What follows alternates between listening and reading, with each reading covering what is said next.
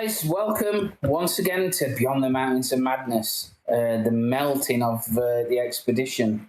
So last time we met, you found the saboteur, didn't you?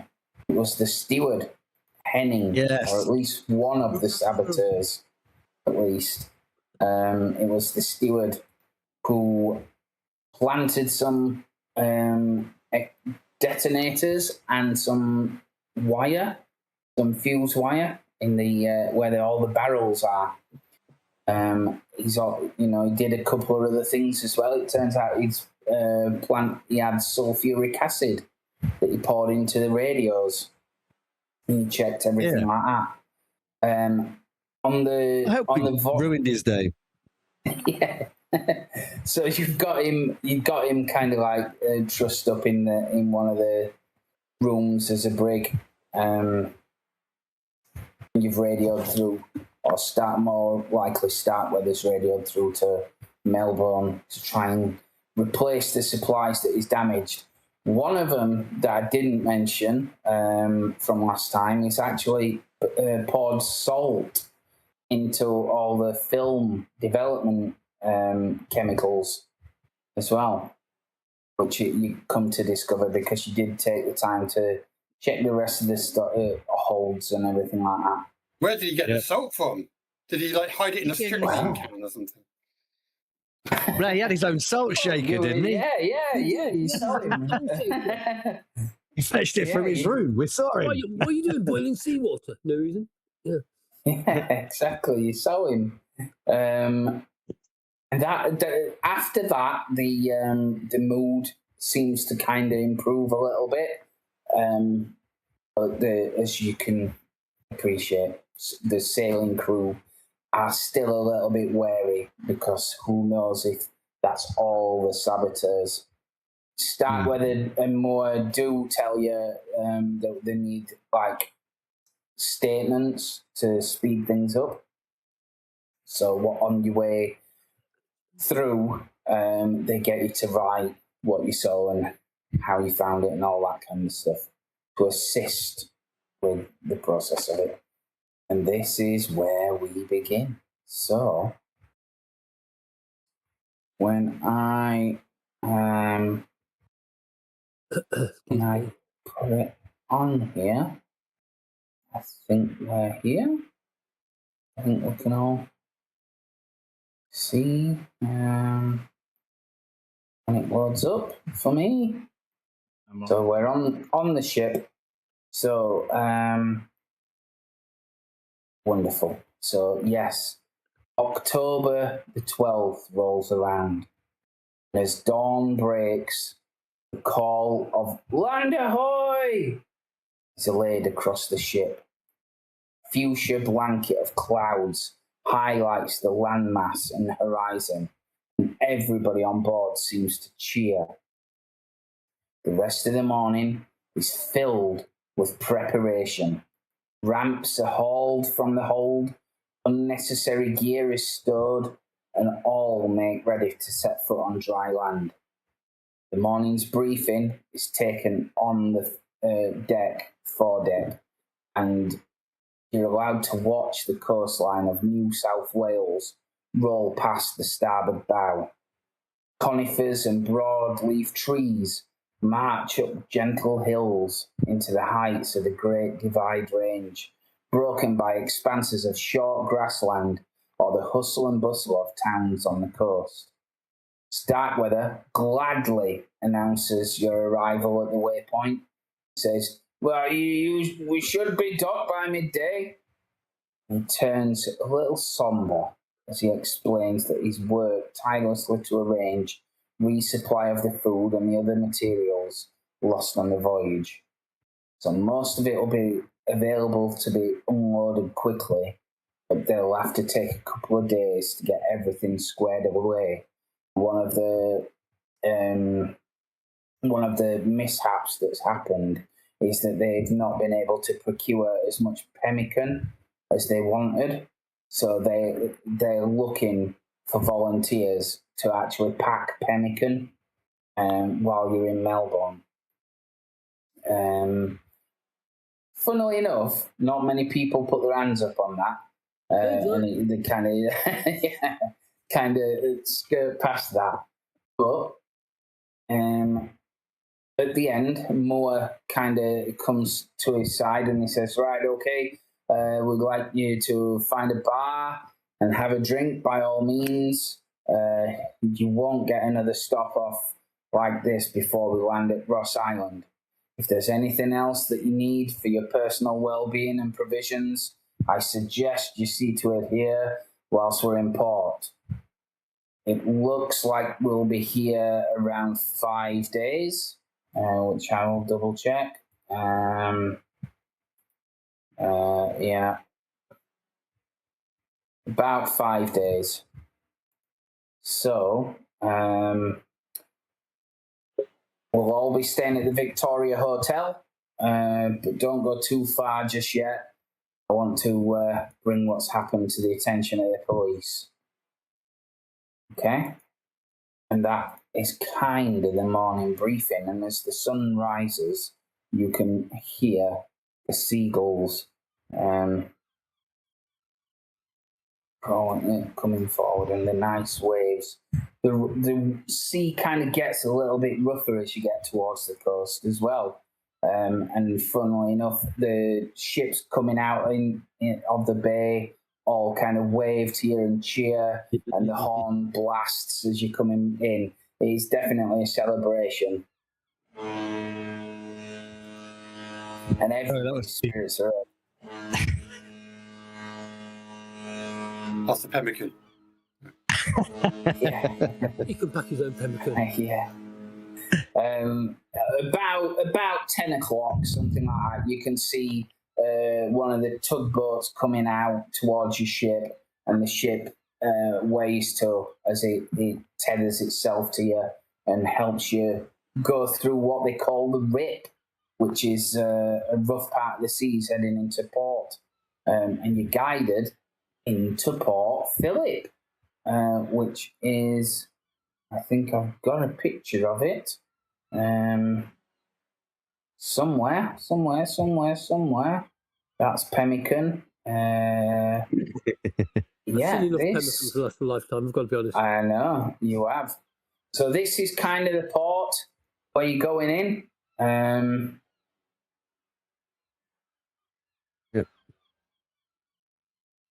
And as you can see on the pier, just a lot like New York, really. There are train tracks here to help ferry cargo to and from. And this is kind of like the overall map of it all, if you can see that.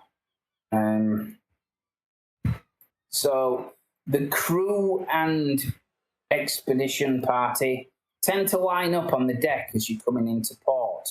And as you approach, you can hear like the dulcet tones of people cheering, and there is a band on the port side, and they're playing a song aptly.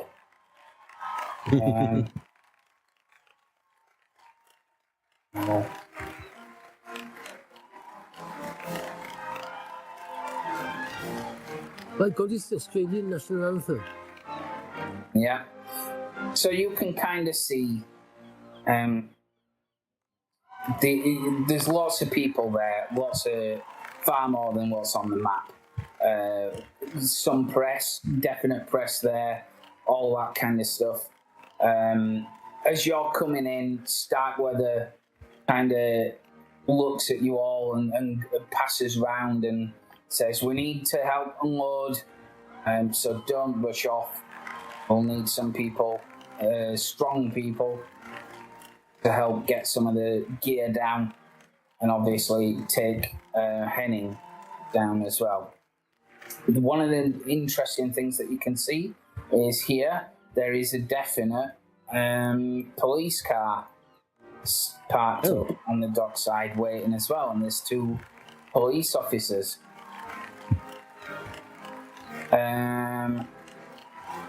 Yeah, so probably about midday, or so, the ship comes to rest and the gangplanks come down and everything's there like that.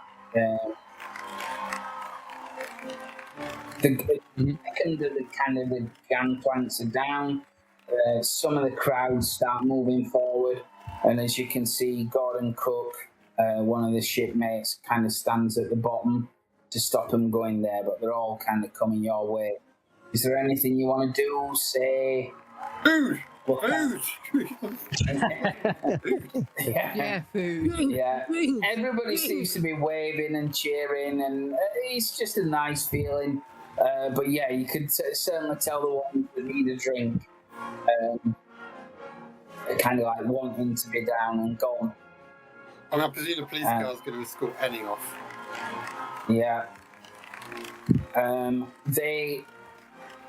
I would think that Starkweather again would tell you all to wait a second. Wait a second as he takes Henning down, or a couple of people take Henning down the gangplank. And you'd realise that it's kind of a ploy, because as it does, the bottom of the plank is swarming with press more than it is with civilians. And he kind of it's like a switch is flipped in his head.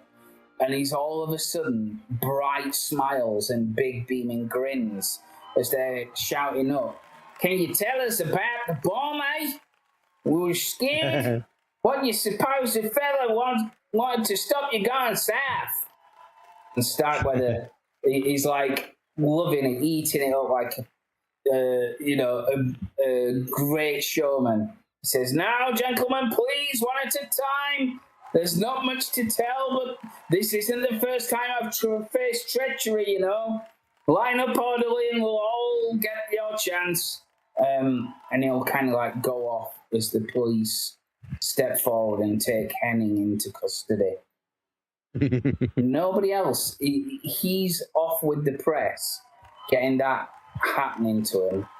And it seems like nobody else is paying much attention. What would you like to do? Oh. Honestly, I think beer. Are we allowed to leave? Cold beer. I think we're supposed to be helping on loads.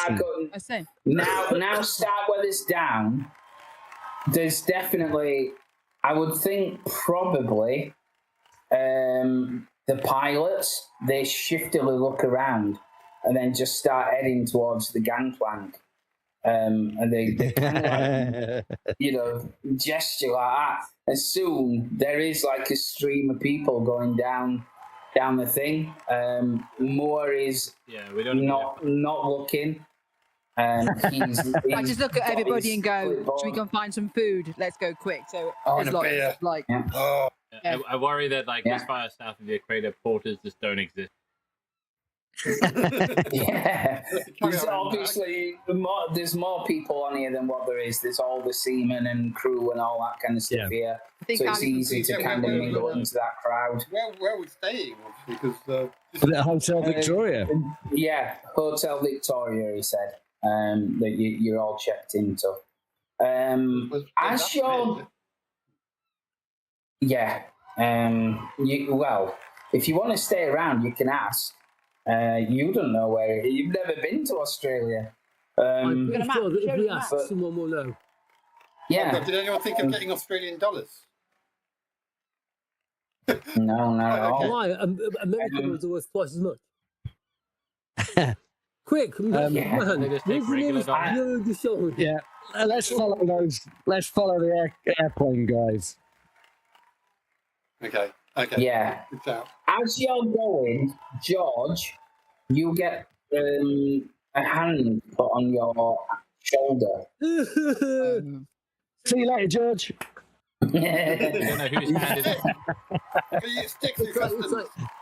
It's just a hand. There's no body attached to it. It's fine. It is. You turn around, and it is Myers. He's got a rucksack with him, like a canvas bag. And he points to the bag. Says, "Are you going so soon?" He's inviting me on a picnic. I think he's holding your rod. I remember him. Metaphorically speaking. Oh, that's all right. As the crowd bustles and jostles trying to get down the gangplank, he says, look, Yeah. I know about you and your group. This thing in here is too important for me to leave it. Whatever you guys are doing, count me in. I'm coming with you. Mysterious. I shall put my arm around his shoulder in a friendly but not too friendly kind of way and start to guide him towards the gangplank. We need to Okay. discuss this over a drink.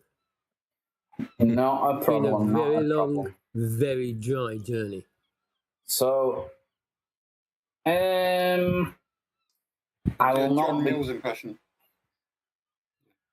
I shall not be cruel and make you roll, because, like I said, it's busy enough that if you want to slope off, you absolutely can slope off. It is exactly what everybody else is trying to do, and only the slowest get caught, as everybody else is caught up in the fury of the crowds. Yeah. Are you all going as a group? So there's you guys and there's Charles Myers. Are you all walking off as a group? Are you splitting up? Yeah, so basically, if anyone follows us, trip up Myers. He's the last one behind. Yeah. I mean, food, weren't we, to start off with? wait, do we split up and say we'll meet at, I don't know, somewhere nearest bar? I don't know. If it's easier for us to get away, but if we're just going to be able to walk off, then yeah, we'll all go as a group. Yeah, like I said, he's busy enough that nobody's paying attention particularly. So as you're doing that though, out from the crowd, Albemarle comes running after you. He goes, "Wait up! And as he catches up, he's decidedly out of breath. He's decidedly out of breath. Says, "Please, I don't know where you're going, but I really kind of like to tag along if I may." Okay. Oh, welcome to Australia. Yeah. Well, did you have any Australian dollars with you, Albemarle, by any chance? He taps his pockets and says, "I must declare I didn't. Well, Mr. Starkweather and Mr. Moore pays for most of the things. If we're going to the hotel, we need not bother with things like that. Are you reckoning to be somewhere else?" Free food and drinks. I gotta put my arm around his shoulder and say, "I'm sure you'll figure it out." And we're gonna. If we go to the hotel, wherever the hotel is, they'll know where to find us. Exactly. We're not going to the hotel. I mean, at the moment, if you want to know where to find us, all they know is that we're in Australia. Yeah. Quite a big place. That's right. We're not going to be the only guy. He's going to send someone in to go and chase us up. We've been a hell of a long voyage. We just want to have a nice cold beer. We must come back to the ship. There's pemmican to be touched. So, he's basically told you you're going to get 5 days here. And then the ship goes, whether you're on it or not. That's just a promise. Yeah. So, are you going to the Victoria Hotel or are you going somewhere else?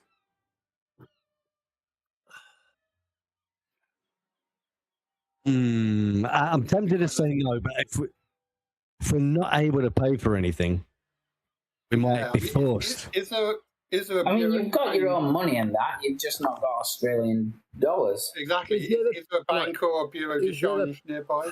Yeah. Traditional dollar. Yeah, it's a port city. There's definitely going to be banks. Let's get some traveller's checks. And it's midday, All right, then. So most things are open. It's Thursday. So they're definitely. Let's open. go. Let's go get some local currency.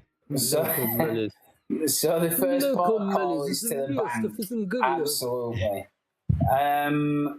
Okay. Has anybody got significantly low credit rating? What would be considered significantly low? I would think probably 20% or less. Wow. That would be me then. Nope. Yeah. You might need a credit rating check By comparison. to a credit rating A credit rating check. I mean, kinda, to be honest, this is something I'd rather fail because then everybody else has to buy the drink. Yeah. Or some kind of Buy persuasion them for check. you. That's all right. I'll just steal yours. It's going to be like that scene from Laurel and Hardy. I failed, oddly. All right. Oh, no. I'm not going to spend any luck on that. No. Yeah, they refuse service because they reckon that you don't have enough ID or appropriate ID You have to change any money. so you can't prove you're as old as you say you are. This man does not represent You know, they'll ask what you're doing here, all this kind of stuff. You still had to. I think there would still be immigration in 1933, so you still need to, prove who you are to get out of the port and all that kind of stuff. So you've been through all that. We'll start where they've got the passports. So Yeah. Yeah.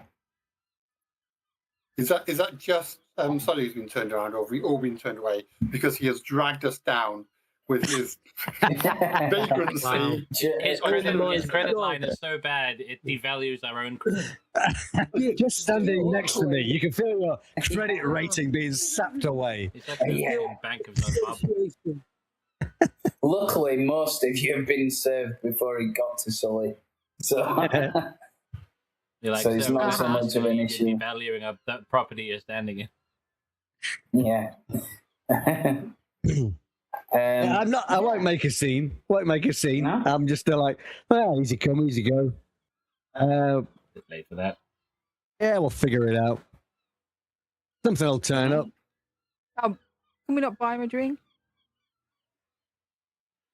Well, but I mean, how's he going to pay us back? I'm not bothered about that. Well, that's the thing, isn't it? Yeah. That's the thing. Okay, we'll sort it out. We'll stand you a beer, Sully, don't worry. Yeah. Of Yeah. course we will. We're all mates. At least a half. So, and They then don't do halves in Australia. I know. It's pint and halves. You just drink Castlemaine Forex, didn't you? That's Oh, Liters. apparently. They like it so much So- they exported it. That's it. So ultimately, this is you end up at a bar. There's not him. There's not him. There's not him or him or him. But there is other people. Yeah. Need Albemarle and Myers with us. Sure do. Sure do. Hey, it's the chain pub. This is like that one in Panama. It is. It's almost like this Right. was ready for this, isn't it? It's like the World's End, where they go to different pubs and all these things. Yeah. Yeah, that's right. So you retire to a pub. It doesn't have to be the Victoria. Give us a look in the corner. Yeah, you go for it. Yeah, they will sit down. Abelmar will get a sparkling water rather than alcohol. A club soda? Club soda. Chicken, lettuce, and bacon? How do you get them? I'll have Yeah. a club soda, but I'll have a double in mine. So, yeah, I guess we'll, as I sat in the bar, I'll go and buy the first rounds. Mm-hmm. Whiskey on the rocks with a cocktail umbrella. Yeah. No ice. Absolutely fine. All the ice. All the ice. You've got enough to buy drinks, no problem. Yeah. No problem. So, Myers now is in the group. He's a bit stoic and just sits expectantly. Albemarle is very much a fish out of water, and he's kind of looking around a bit nervous, a bit unexpected. He's got his monocle. I'm going to ask the barman if there's a bookshop nearby. Bookshop? Yeah. Oh, yeah.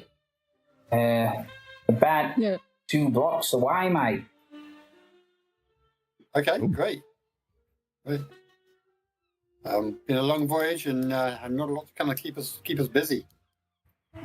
Any other? All right. Are you a pom? Are you one of the poms? I am a prisoner of Mother England. Thank you.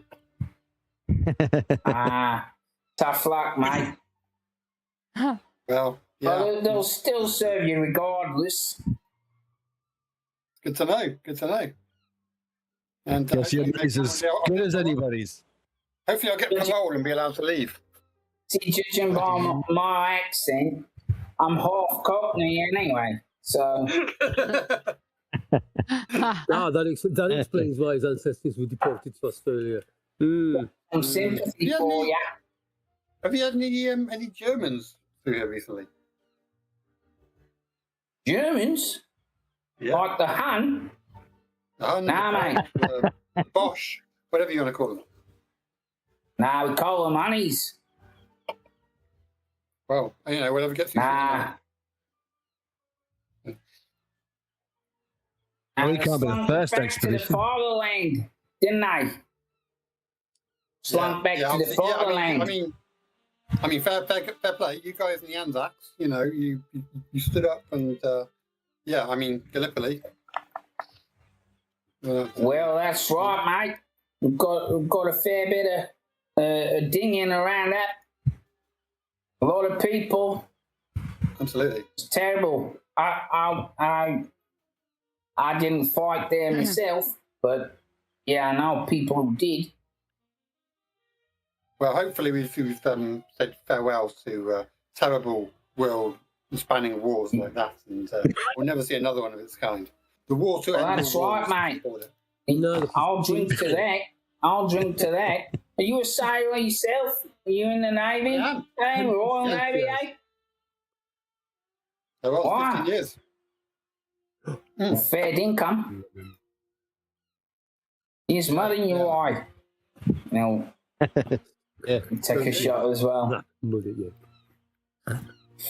All you soldier types then look a bit nerdy, a little bit weedy. Like you enjoy books more than you enjoy a gun. You say that like it's a bad thing. So, we're part of a... Oh, no, mate. It's not a bad thing. I'm more a leisurely pursuit kind of guy myself. Got no time for books. No, we're part of a expedition to the Antarctic.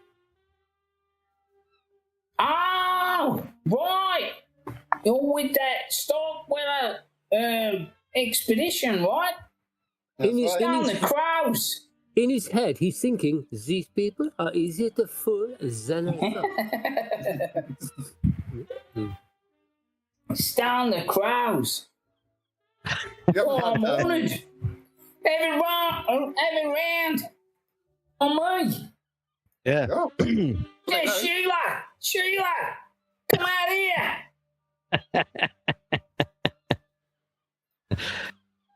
I look at Album now. You've got a drink now, fella. He's like completely out of water. So have you had the Lexington expedition through here? Nah, you're getting us mixed up, mate.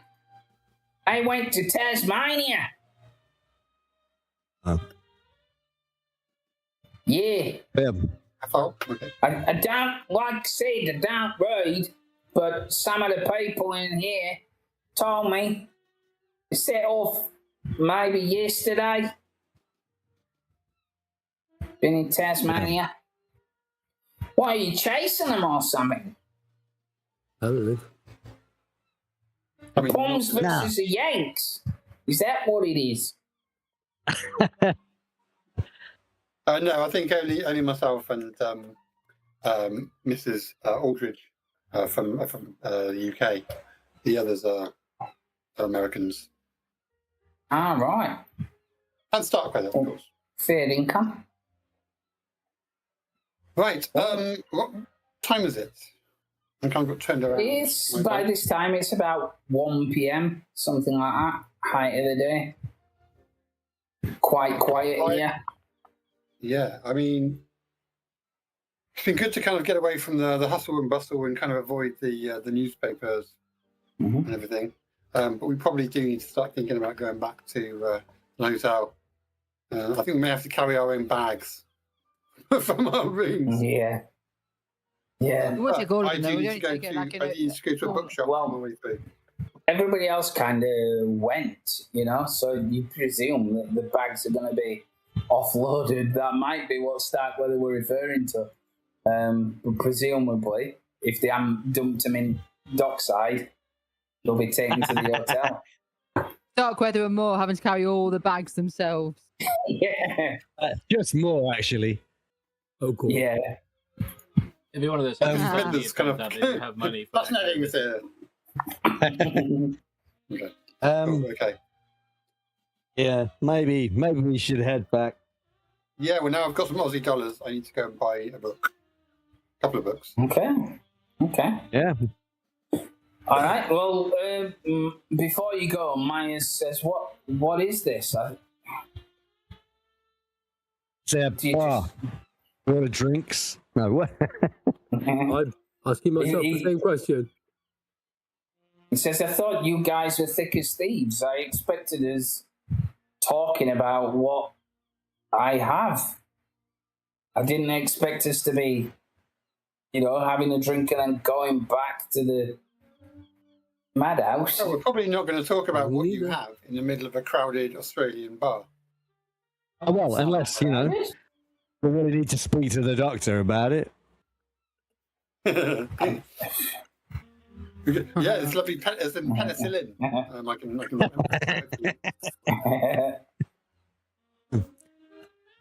What do you got there? We know that he's got Myers. Do we know he's got? Yeah, you shared a room. Yeah. Yeah. Or you definitely know. Yeah. Did we witness it Right, let's go setting and see on what fire? let's go and see what our rooms look like. Yes. Okay. We're taking this rod back to the hotel, which could set on fire in the hotel and set the hotel down. I mean, the other thing is that Albemarle doesn't necessarily know about it, right? That's right. Certainly, everybody in your group know about it because it started burning and all that kind of stuff. Yeah. Mal doesn't know about my little secret though. Yeah. So I kind of want to keep. Yeah. I don't think he'd ever blackmail us. But if he feels he's being left out, he might decide to say, "Hey, we share a secret here, guys." It's a safe assumption that in the two months or so that you've been on the ship, rumors invariably get passed around and that. So even if he didn't directly know about the rod, some people who saw it may well have talked about it and all that kind of stuff. I mean, it did only catch fire when we were in a particular part of the ocean.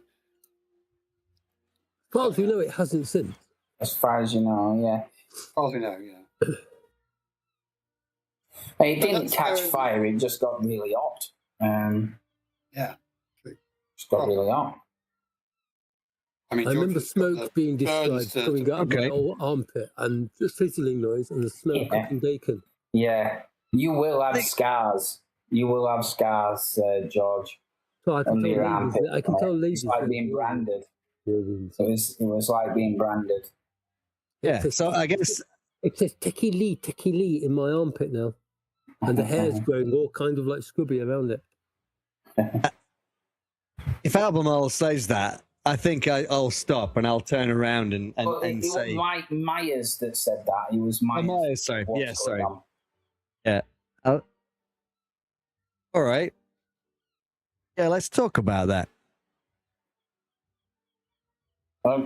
He motions to the seat. Let's talk about it then.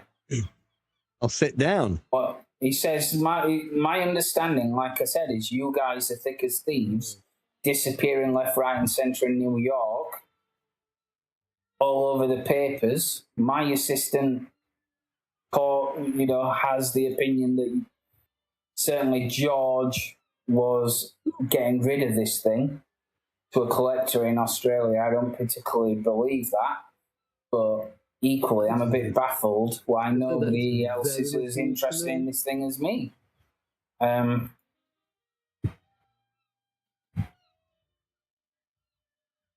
What, you think we've got some scam going on here, Myers? Is that what it is? No, I don't think anything. All I beyond thinking that we were actually going to be proactive. But if we're going back to the hotel, then fine. Not against going back to the hotel. Just seems weird how nobody's talking about. I mean, okay. Is there a museum of like South Asian studies or something in Melbourne? There must be somewhere we can do some research or something. Possibly. Yeah. What did you think we were going to do then? You're thick as thieves and we've got some ulterior thing going on. What do you think it is? I honestly don't know. I'm fascinated to find out. I'm just surprised at your behaviour, that's all. I thought you were more proactive than this.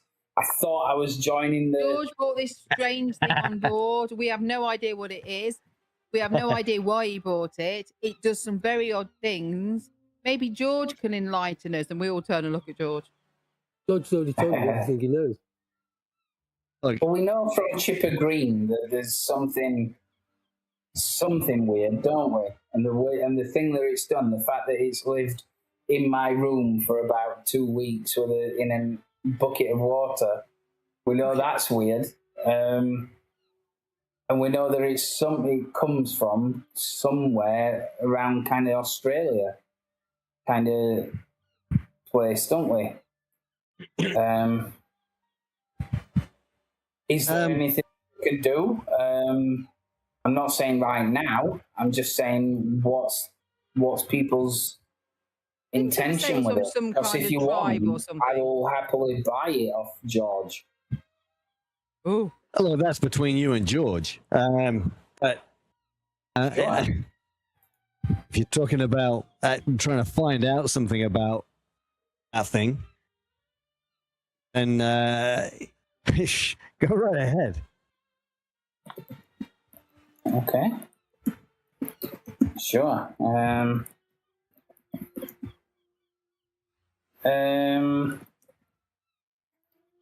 All right. Well, yeah, I mean, like I said, I'm happy to buy it off you, George.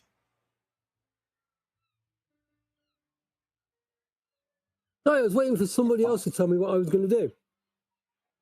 I mean... it's not fair. I mean, it could I'll give you $200 for it. I'll give you $200 for it. Not for sale, family heirloom. I want to find. I want to find out more about this thing, not give it away. Okay. Well, like I said, I don't intend to be left out in the cold on this. I want to know what's happening.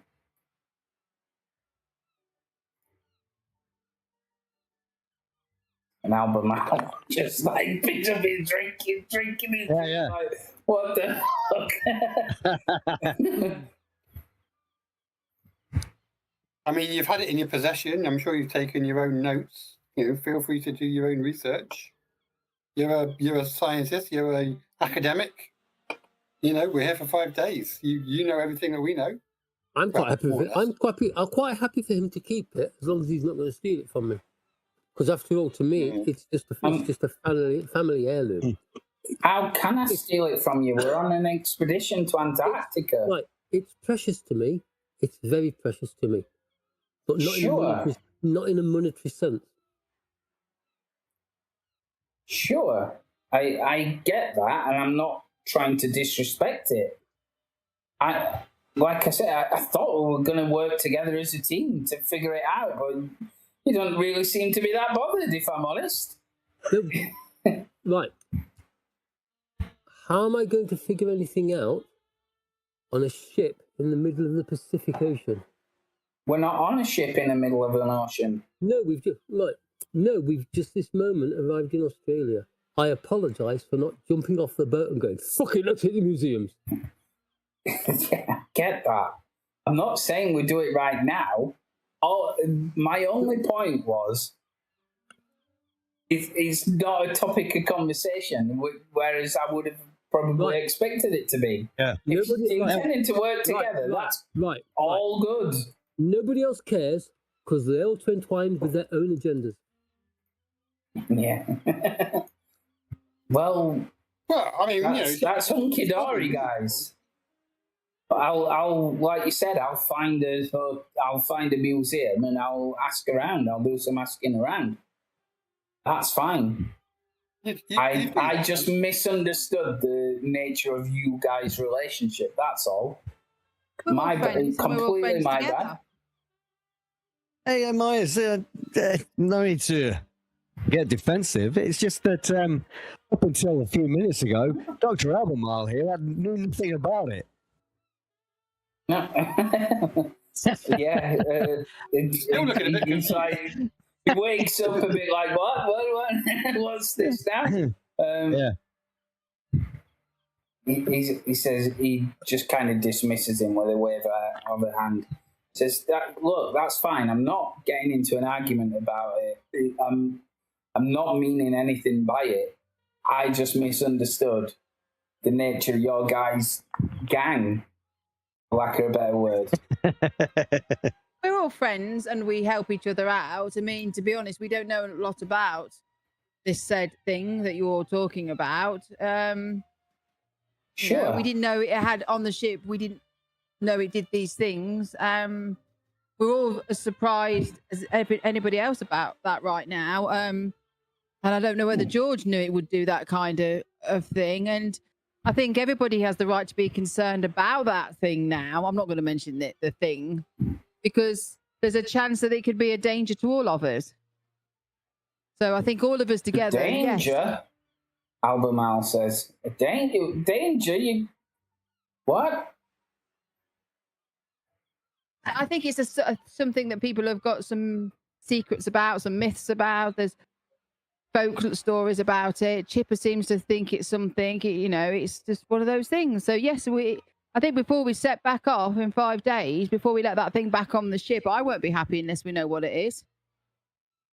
Well, that's fine. Family heirloom or not, George, I don't think it should be on the ship until we know something about it. And I think all of us together could maybe find out that together. And I think Myers is right. We are friends.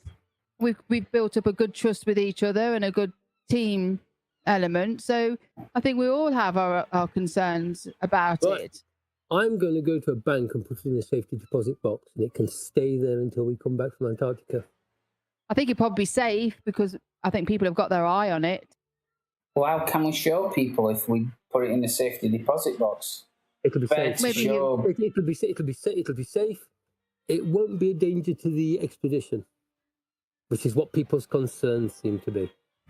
Has anybody got a photo of it, at least? And we can show, like, professors and people like that? I can take a photo if we can get it developed. I can leave it in the custody of the museum. It might take a week to get it. It depends on... If you can develop it yourself, then, yeah, that's fine. Unfortunately, there's salt in all the developing fluids.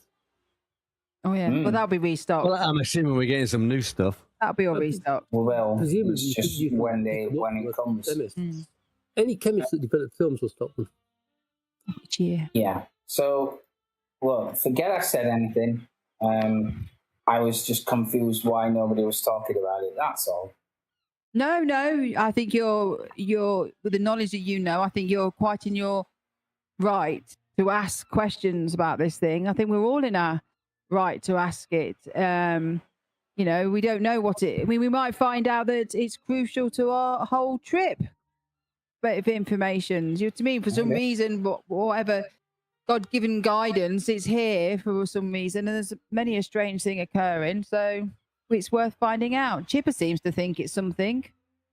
I can't recall what Chipper said now. They said it was something to do with some other tribes or something. Yeah, some South Seas tribes and cannibals. Yeah. Oh. Yeah. Which doesn't sound very Australian, Maya says. I admit. No. No, it's very Pacific, but wrong part of the Pacific. We're in the opposite side of the Pacific. It's very specific to the Pacific. There was no link to do with the rod and Australia. It's kind of like the opposite side of the Pacific to where we are. Well, I mean, you know, when the bounty came over, you know, they went via the Pitcairns and via the Indonesia. Oh, Matt's gone. Hold on a minute. Yeah. What's up, Doc? Sorry. I meant to mute and I actually disconnected. Don't worry, you're not the only person who's done that. So, yeah. I thought we got internet problems. You know, you go backwards and forwards on this a little bit, but he's not pressing it. Is the intention to go back to the hotel then? And you're going to go to the bookshop, yeah? That's fine. Yeah, so as you can imagine, you go in, a dusty, old, antiquated bookshop, stacked floor to ceiling, all that kind of stuff. There's an older woman behind the counter, and she's happy to serve you. Is there anything in particular that you're looking for? Yeah, I'm looking for the complete works of Edgar Allan Poe. Complete works? Yeah, she can. She might not. She might have a couple missing. But yeah, as well as the biography of him. There's the biography of the man. Make a look check on that. Not minimization. Just in there. Go away. Oh, I haven't done this. Pop out. Maximize. Look. Oh. There's a big stand in the window. Yeah. Edgar Allan Poe. There's loads of them. There's a special. It's like special. It's like signed today. Patient for Nevermore November. Ouija board in the corner. Yeah. You can get the complete works of Edgar Allan Poe pretty much if you're willing to, spend 20 minutes or so waiting while she gathers it all. But she'll like give a single. Not in this bookshop, but she can get most of it, vast majority, and she'll give it you for $20. $20. And she'll point out all the first editions and all that kind of stuff. It's $20 Australian or real money? Yeah, that's true. So I can. Spending level is $10, but 10 American dollars. Yeah, what is the thing? We'll say all the rates are in American. I mean, maybe I can charm a discount out of her. How about discount? I'm carrying as a scholar of. I mean, she's obviously into it. She's got biographies of Poe in her little shop. Are you bartering? Are you bartering with the map lady? A book lady. Book lady. You bartering with the book lady? Say. Right. I meant to say book lady. I'm What trying to did I charm say? her and persuade her. Okay. Yeah. Let's have a go. Charming. You can do that. Yeah, on that check. Just. Oh. Okay. Yeah, she will knock it down to $15. Okay. All right. Is there anything I can barter with? You can on your character. You have spending level of $10, but you also have cash of $80. So it just means anything over $10 comes out of your cash. So that 10 is basically the equivalent of 10 American dollars. Yeah, and it's what you can spend comfortably in a day without having to worry about it. Right. Oh, I'm worried now. I've spent $5 out of my 80. Right. Yeah, that's like dipping into your savings a bit, effectively. Yeah, that's fine. Yeah. So yes, you've pretty much got the complete works of Edgar Allan Poe and his autobiography. Oh dear. If he wrote one, did he write one? I was thinking a biography one, autobiography, but I don't think he wrote one. He's got to have one somewhere. He's kind of famous. Yeah, but I don't think he wrote his own autobiography. No, I honestly, No, I bet he didn't. No, he didn't. No. Yes, there will be a biography. So you get one of them as well. Cool. Yeah. Have you found what you needed, Angie? I did. It was the connection here that I was using. Right. Yeah. So yeah, you get that. And you go back to the hotel. It is pretty much a lot like this lounge here. Very kind of nice, upbeat. A lot like the Amherst Hotel. Quite upbeat, quite nice. There will be press. You get the feeling was that when the town was built, there were very few architects. Yeah. Oh no, Yeah, not fair. We're back to the hotel. Yeah, there's lots of press there in the front. You can fight your way through them, and then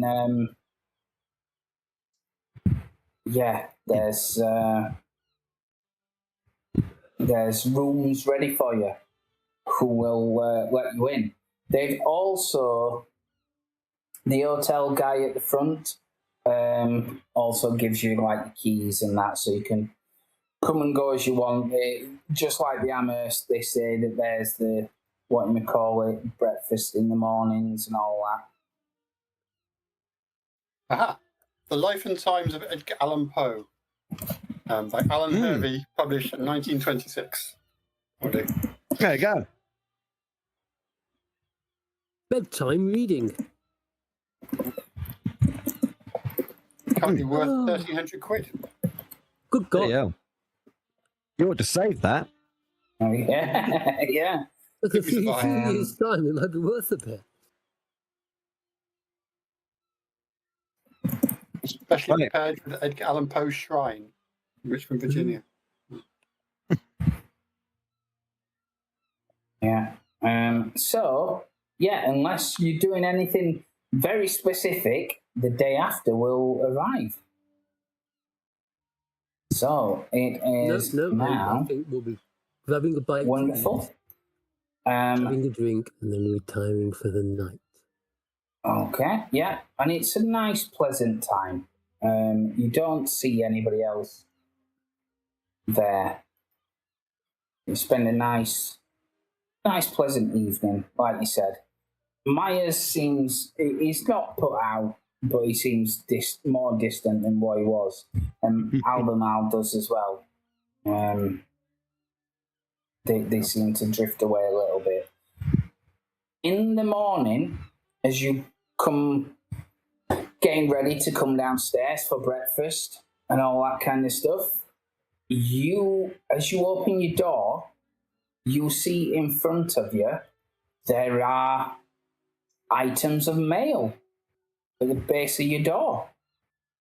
You have some mail. That's my sister's handwriting. I'd recognise it anywhere. You do have a letter. yeah, so I will share with you each of the things. It says, "Thanks a lot, you bastards, for not helping unload this ship." It does. It does. Yeah. Yeah. So let's have a look here. So this is Doris's. That's Doris's. This is Harrison's. When I share it, there you go. This is George's.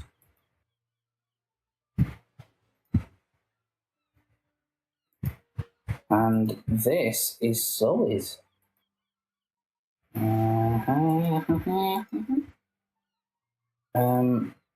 You don't get one,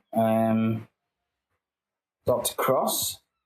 That's fine. But if you, amongst the books that you had, is the narrative of Arthur Gordon Pym of Nantucket. So at the point that you want to read it, it would take 5 hours, just so you know, but you can skim read it. I think is it an English check to skim read? I'll check on the rules summary. Sorry, Lee, could you share that with me again? I've managed to close the damn thing by mistake. Yeah, I will. I'll put them all in the Discord as well. Yeah. Right, I think this is yours. Thank you. Yeah. I'll pop them in the Discord, then you've got them as well. You can read them at your leisure then, without fear of them disappearing. I'll put them in the thread section, yeah? Cool.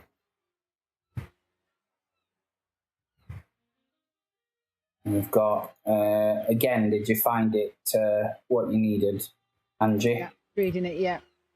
Wonderful, wonderful. I found it. Sorry about that. That's all right. That's all right. So, you've each got them. And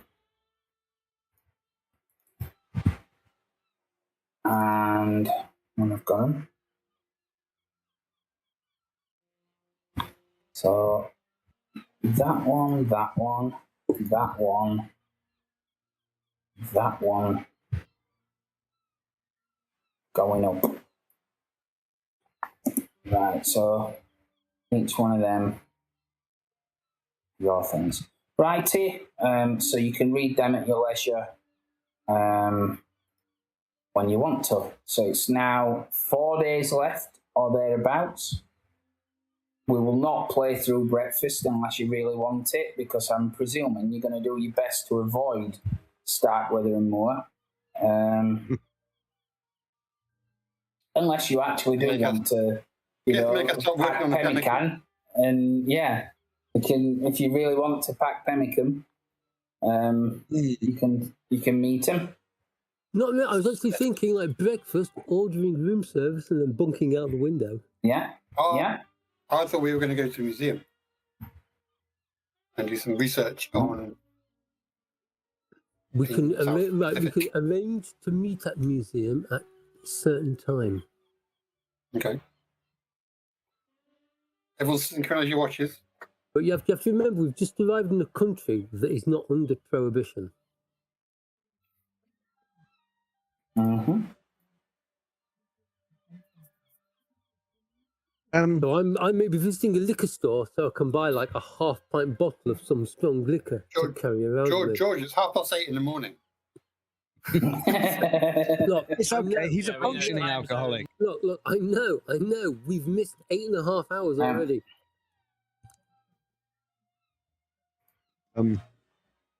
Yeah. Well, I am going to the Harbour Master's office, if that's okay. Mm-hmm. As Boris told us about the map, No. Not yet. I'm going to go to the harbour master's office first, and then. Did you want me to accompany you, Mrs. Aldridge? Yeah, no, I'm good with that. The lady has her secrets. On the piano. I'm not gonna. I'm not gonna. It's no secret. It's just I've got a map that I want to. It's a really old one, and I just want to check it with some maps of Melbourne. That's all. So a hobby, cartography, and all that. Sure. Okay. Right. Well, we'll see you at the museum then, I guess. Yes. Okay. Okay. I may also have a little bit of a promenade, and maybe I'll meet you guys in about an hour or so. I've just got to pay a quick visit to a post office. Mm-hmm. Okay. So we will deal with the harbour master first then. So Doris, you head on down to the docks. Yeah. Yeah.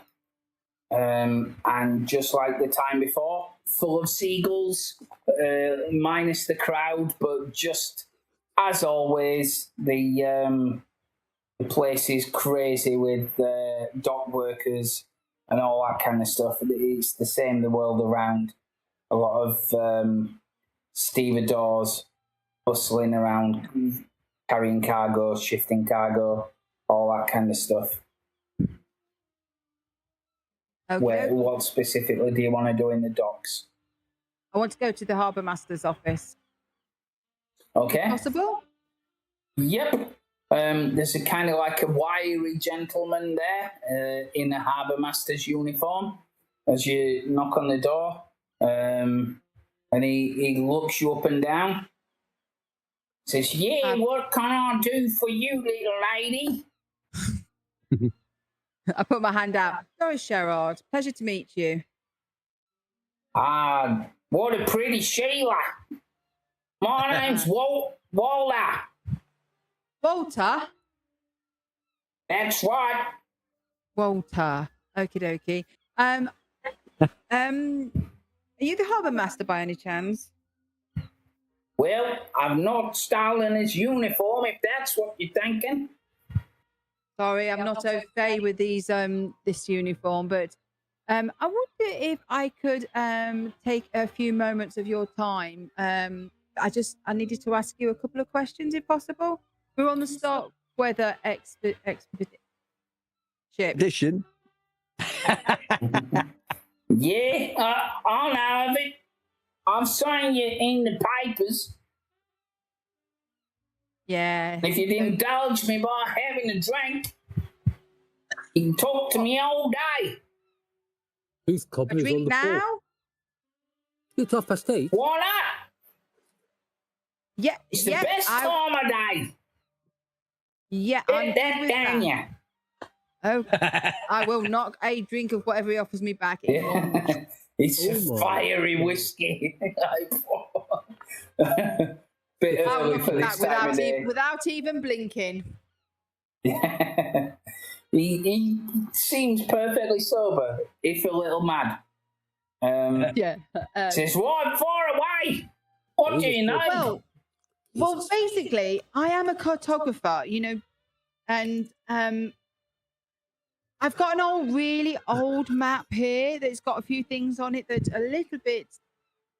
I don't know. I don't know whether it's wrong, but I was just wondering if I could look at some of your modern, up-to-date maps of Melbourne and see and just compare them if possible.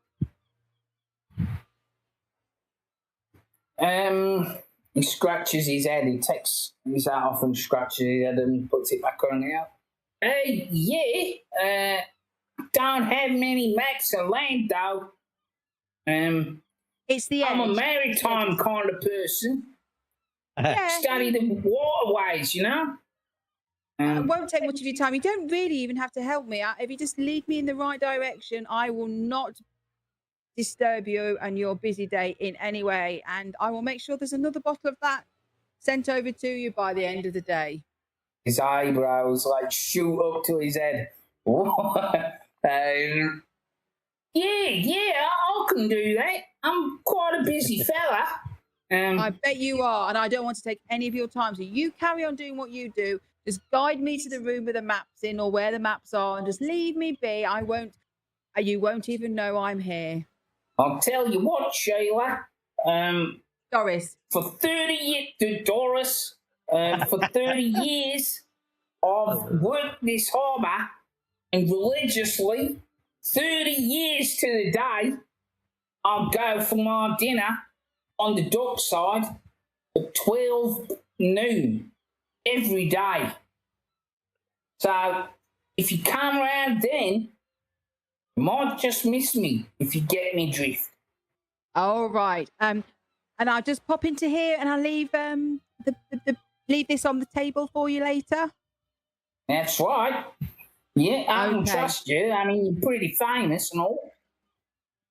Famous and British and always honest. That's right. I always said I enjoy the puns. They've always been good to me. Oh, you'll never find an untrustworthy one. I won't go that far, Sheila. Well, sir, you are a delight, and I will speak to you. Well, I won't. I will try and catch you at lunch, but if I miss you, the shame, I will leave you a thank you. Well, it's a real pleasure. You are a gentleman. And I'll shake his hand. Yep, he will accept it gracefully and go back to his work. Yeah. So what is like Professor Jones doing during this time? You've had like a brief conversation. It sounds like. Yeah, I mean, I'm not quite keen on how that guy was casting shade on us for inviting himself to the boys' club. Yeah. I mean, that's the thing. I'm still trying to figure out how we go. Like, I mean, it's not like we're back in the ship. We're trying to figure out like how we're managing like the group when we make landfall. We should follow up. Like, yeah, like I got a letter from Hey Buddy, but it doesn't really add too much information. It's like, yeah, I feel really sad about everything. Keep an open mind. I made a drill, by the way. Oh yeah. Just not entirely sure what to do with myself while we're here.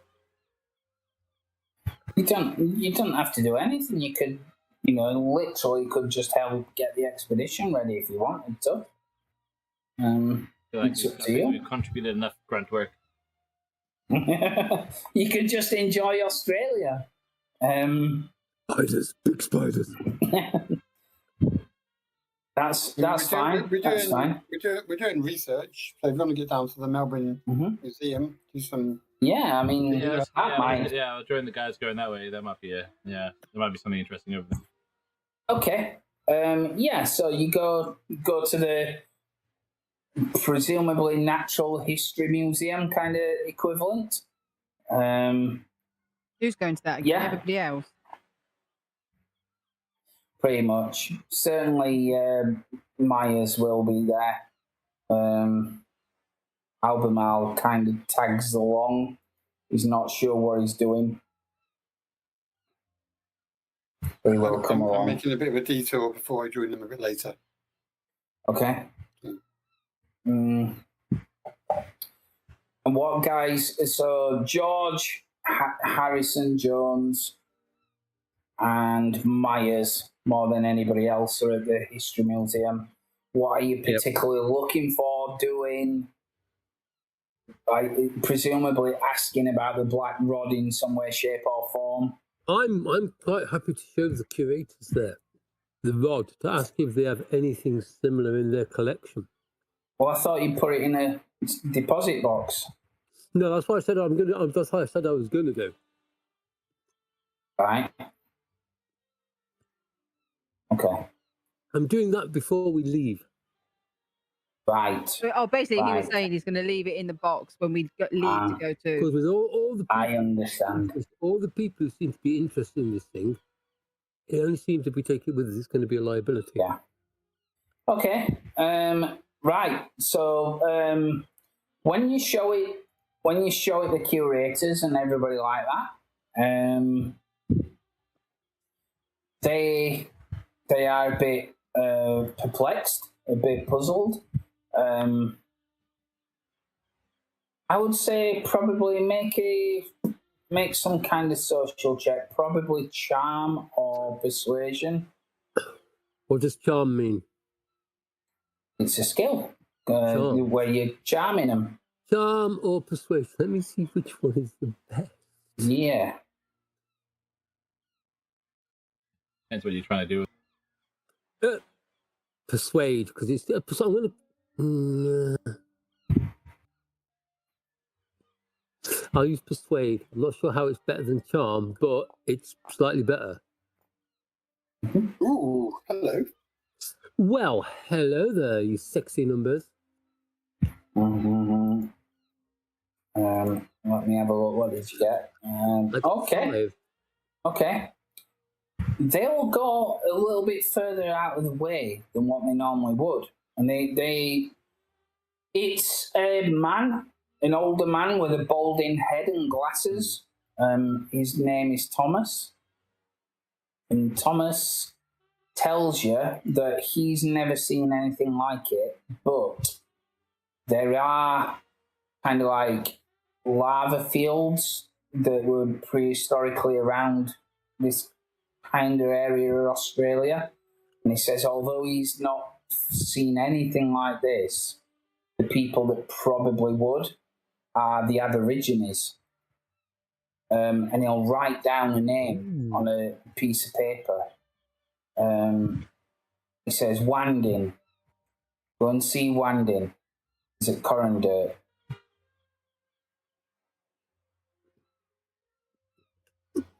I thank him very much. I was Yeah. spelling that. I'll put it in the chat. I spelt it Wandirt.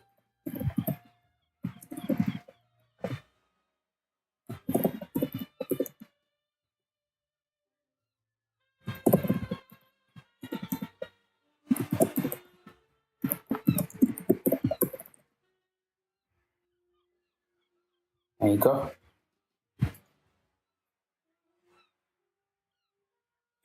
And in the meantime, Dr. Cross, you're going to the post office, yeah? I'm going to the American Embassy. Oh, right. Yeah. Interesting. Okay. Yeah. Obviously, they'll let you in. As you go in, you get put in a room, wait for 10 minutes, and a gentleman in white Egyptian cotton kind of clothes comes in, and a straw hat, and he places it on the desk and sits down. Says, you made it this far. Is there anything to report? Anything significant? Are you alive? My God, he's dead! Hello? He's Hello, dead! hello. He died in the chair! He's trying to send you psychic messages. He's paying the message of like, I'm just going to stare him out. I thought, God, that was good role playing. He's doing this real. He's fallen asleep. It's jet lag. But He didn't use the code phrase, so he knows you're a fraud. He's shaking him. Cross. The crimson cat flies at midnight. So in the meantime, Sully, are you doing anything other than what the other guys are doing? I think Sully is literally doing some sightseeing. I don't think he's doing anything in particular. Museums probably aren't That's the kind all right. of place he would like to hang out. No. So yeah, he'll probably be knocking around with the pilots and the technicians for the aircraft. They will absolutely be found in the waterfront bars. There's no question. There may even be one missing as he's been arrested. For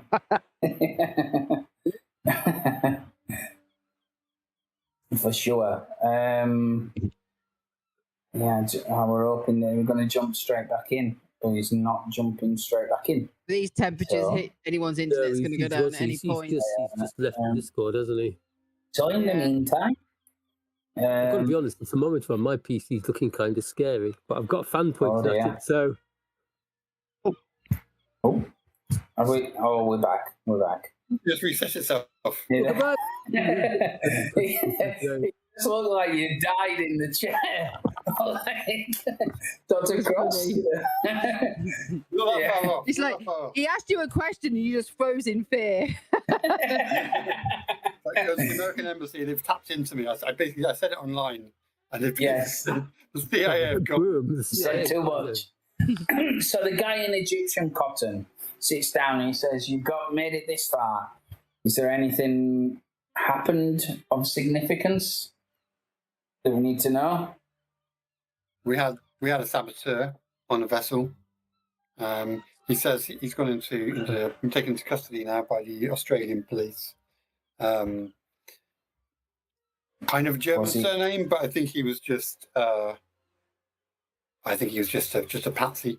It sounds more like it's the second time we've heard about this red-headed guy called Doyle. So I'm guessing this is an Irish guy. I don't think there's anything wrong with expecting anything from the Irish at the moment. I know they sided with the Germans in the First World War. We had to deal with a lot of them kind of, letting their submarines dock on the shores, old Eamon de Valera and the other traces. So, that's right, but my understanding is that Starkweather and Moore don't have any problems with the Irish, to my knowledge. Well, no, but it's more the fact that the Irish might be working alongside the Germans. Ah, I see. Could be. Yeah. So you think if there was anybody that was German, it would be this saboteur? I think he's gone again. Dead again. He's dead. I think he might be overheating. Nevertheless, right. So we'll move on. Right. So, like I said, you've been told about the Aboriginal station in Corandurk. Midday comes, Doris. You go back to the place. The door is suspiciously unlocked, and there's even a few maps on the desk. Oh, how splendid! So, am I on my own, or did Sully come with me? Is he abandoned me? Sully's off drinking. I said you could come with me. I said yes, you could, but that's fine. I'll be on my own in this office, on my own. You don't you worry. Okay, well, I'm going to examine the map, and I'm going to try and see if there's, because on the map that I've got, there's a point off. It's sort of like it's like one central point on this old map, and lots of like lines, sort of like going off at different points around this what is supposed to be the old continent and stuff like that. Pangea. But they don't actually match up like properly now. So like around Antarctica, it looks different from what it is now. Yeah. But there is this central point, and it's like lots of bits, sort of like flying off. Yeah. I mean, you can show it if you want, so that it makes my explaining a little easier. Explanation. Yeah. But there is a point of one of these points that comes off to Australia just outside of Melbourne. So I'm trying to find out and compare that old map with new maps and see if it's something that I can visit, or something that I can do some history research on it, or something like that. So I'm basically using the maps to try and pinpoint this point down. So that's going to be a navigation check. Okie dokie. Skill. Oh, He's back. He's back. He is for now. he's mobile. Are you overheating? Stay away from the light. Is your PC overheated? We can't hear you. I can't hear you, mate.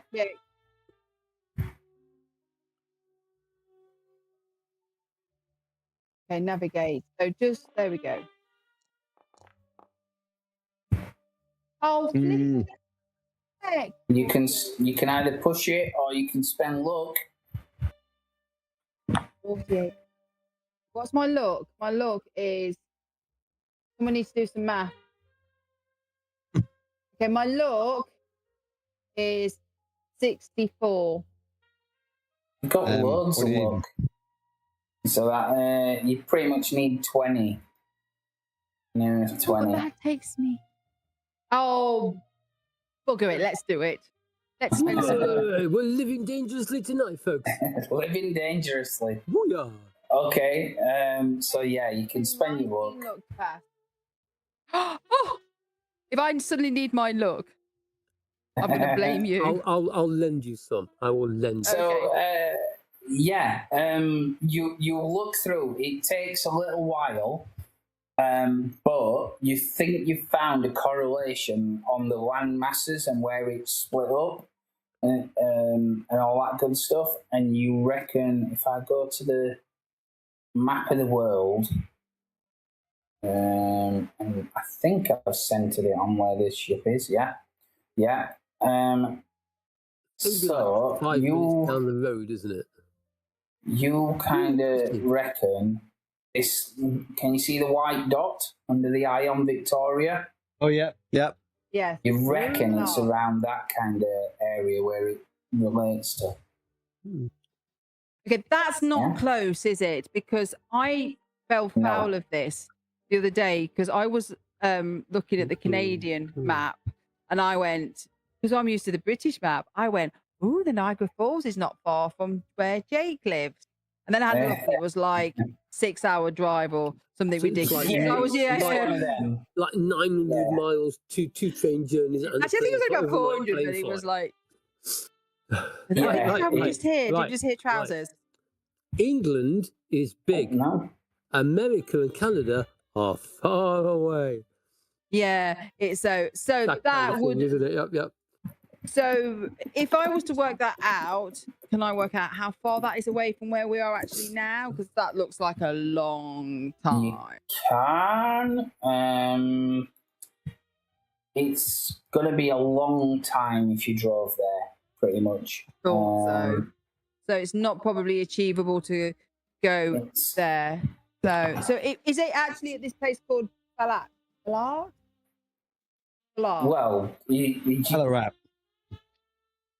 it's that kind of area. It's obviously it's a map from 16th century, so you can't say, oh yeah, it's that town. It's around that I've kind got of a region. area. I've got a bit of a region that I can go and do some more research in one of the museums or something. Yes, but you understand that you're probably not coming back this way until like January. Just so you know, if at all. You might never be coming back to here. Yeah, say that. That's kind of the area. We're all going to be dead. No, they might dock somewhere else. Oh, okay. Journey. I thought it was all up in 1 second. If that wasn't foreshadowing, I don't know what is. I'm never coming back. But you reckon it'll take the best part of a day if you drove it? If you flew, or you probably the same by boat. If you flew, it'd take a few hours. You reckon maybe an hour and I expect this in 1930s. It's not like you can just charter like little planes really quickly. I expect it's you can harder. totally do that. You can totally do that. You just don't know where you're going. Okay, well, I don't think I'm going to plan that yet. I think I'm going to. If you're a pilot, you can totally do that. Am I a pilot? Well, yeah, you are. Oh, who knew? But That it I think concerns there's me. somebody else that might be a pilot as well. Not me. I'm not sure of falling off rocks. I'm not sure though. I've got to check. I've got to check now. D-E-F-G. Where's pilot? Aircraft 1. Nope. Pilot 26. I wouldn't say I was a pilot. I would say I'd probably. You're not a very good pilot. Yeah. You know that They would up is know up you and can't be a down is pilot. down. But we know a man that can. We know a man that can. Well, no, my first port of call, I'm sort of like looking at these charts. I think my first port of call now, I think I would probably go to, because it is an old map. So I'd probably go to like the natural history or their museum and everything and try and, again, I know we've already been there, speak to some people, look at some more maps there maybe and ask them and think about it and see if we can get anything from there, and then I will decide whether I'm going to charter a plane and find a nice, happy, really willing pilot, maybe. Yeah, but If we know Funnily one. enough, you meet the other guys as you're there.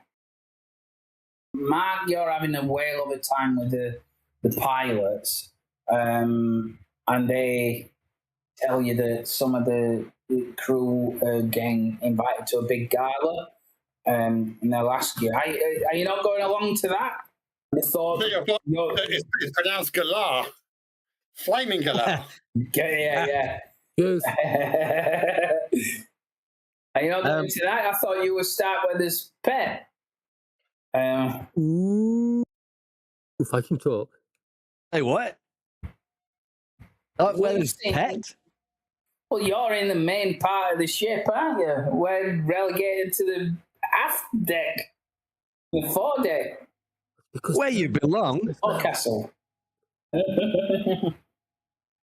That's it. Well, trust me, we're better off where we are. Old Starkers, you can keep him.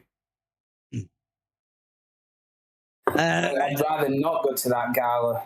I love the fact that they've nicknamed him Starkers. I didn't even know there was a gala. That's how in the know I am. Well, good. Because I hear something much better on entertainment-wise. I hear the local pastime is cockfighting. Why don't we try and find one of them and win some money? But you want to get a rooster and put him in a fight? What's the deal here? Come on. Yeah. Well, I've never seen it. All right. It's all the rage, apparently. Sure. I mean, why not? Yeah, exactly. Why not? When in Rome. Precisely my thinking. We're never coming back here. Let's break all the laws. We're never coming back here. Again, why does he know something? Yeah, does he know something we don't know? The next time we come through here, we'll be in a coffin. They'll never know it's us. Well, you've got I don't appear to have libraries in my sheet. Might have not. Oh, you have. You have to scroll down a bit. It's on the bottom left column. Oh, there it is. Right at the bottom. 21. Okay, that was. I'm off kind of big. 21 today. Well, you need to work together, don't you? And maybe get the people that are good at library use to do research. Help me. If I'm here, I shall help. Do you know how these museums work? He doesn't read Australian.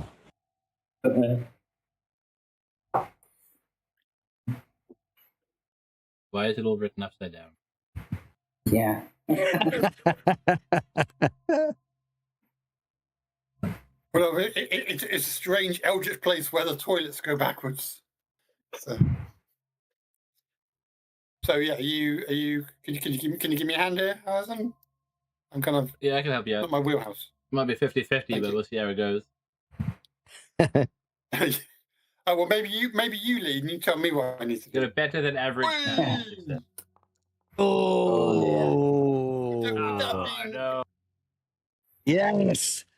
Do it. It's slow degradation. You know. Go on. Begins. Look it. Look, I'll look, spend five. Do it. There you go. He'll get some complaining. You've only got 1,005 left now. That's it. I used mine. I used mine. Yay! I've already I used used 19. So yeah, you check through the things. You spend most of the day, you'd think, looking through the academic journals and fiction and stuff like that. There is not a lot to go on. You're pretty sure that there's nothing quite tallies up with this.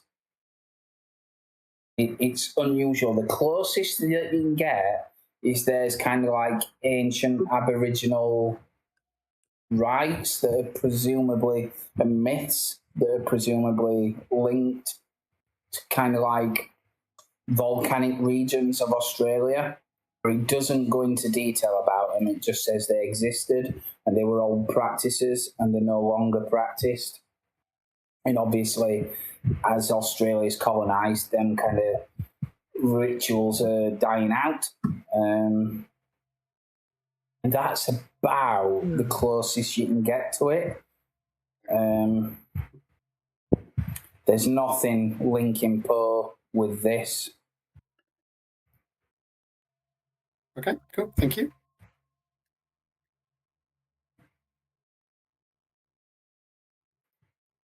Anything else you want to have a look at while we're here? Dr. Jones? What I will do is, seeing as you took most of the day researching that kind of stuff, I'll put in your threads section the summary of Arthur Gordon Pym. Yeah. So you can, I would say, Harrison and Dr. Cross, you take a sanity point of damage from that. I mean, just for reading the Girl and Poe book. Well, this is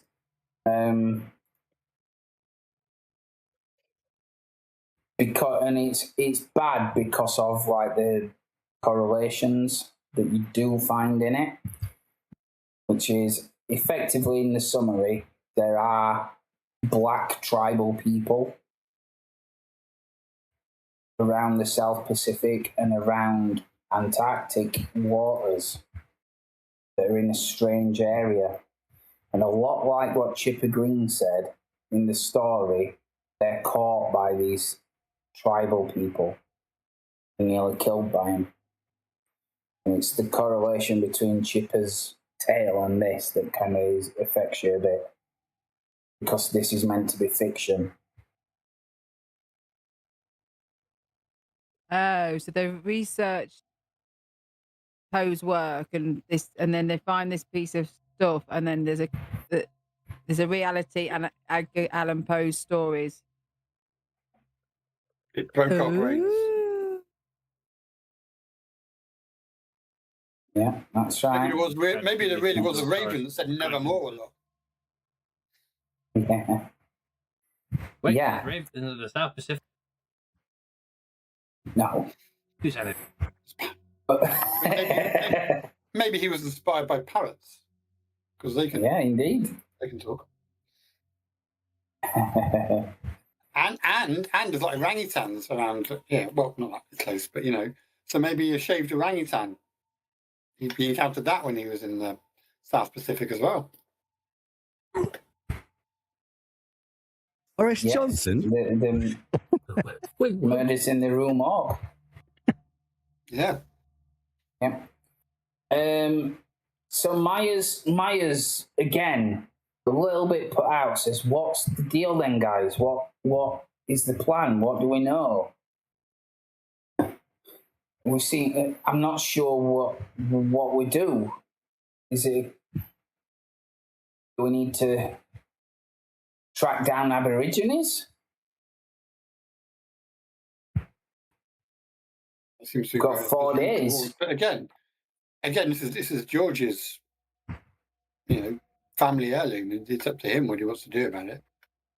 I think it's worth chasing this lead. I think it's worth finding this guy out to see what he knows. This wanging guy. This wanging guy. Okay.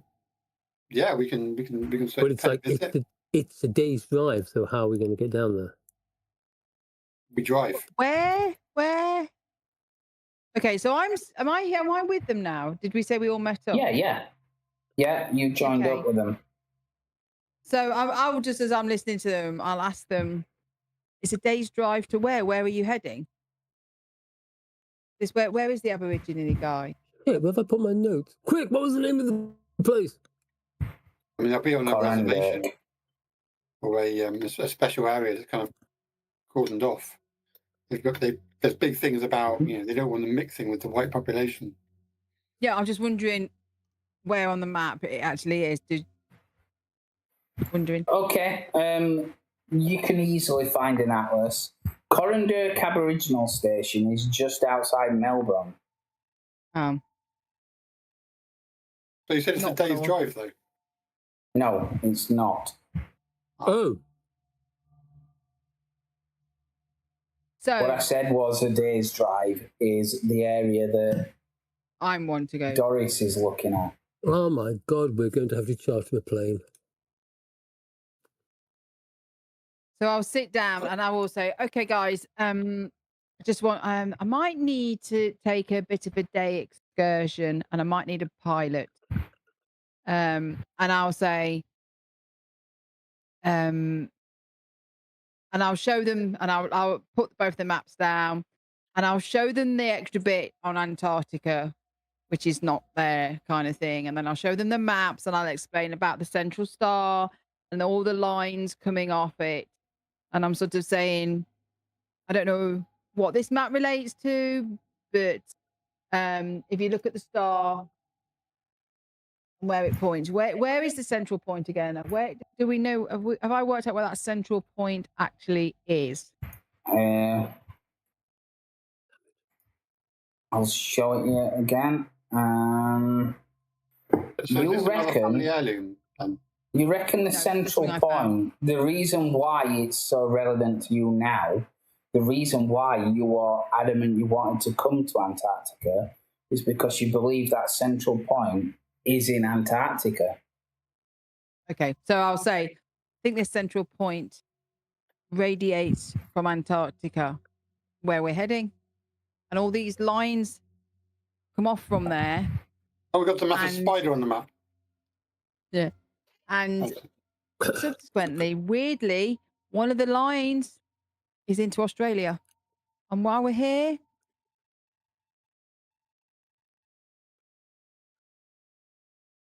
while we're here, well, I'm gonna ask in the I'm gonna ask it to see if I can find any more maps in the museum. I'm gonna see if they know anything about it, and if there's anything to do with that, the part of Baralat. If there is any history on that area, See. They'll not know. They say again. They say it's part of the, part of the outback kind of area. Yeah, it depends on what you're looking at. There's obviously history. Depends how far back you're looking. What do you mean? Well, I'll show the curators the map and say, have you got any historical maps for the area that I can compare notes with? As in prehistoric maps of Pangaea? Yes, those words. Well, no. No, because there was nobody alive at the time, so we couldn't cartograph it. We could only kind of guess, and this is like an equivalent guess. So the map that you've got is kind of like a guess on what it looked like. So I can't point and say, well, this is the question, isn't it? It looks to be Pangaea, but I can't point and say, yeah, that's Melbourne right there, because nobody cartographed it. I can only kind of estimate.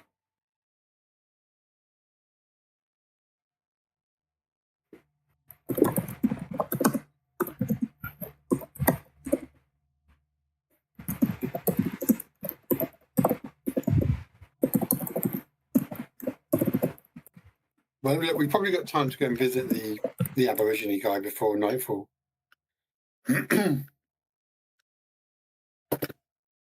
But probably haven't got time to fly out to this place today. So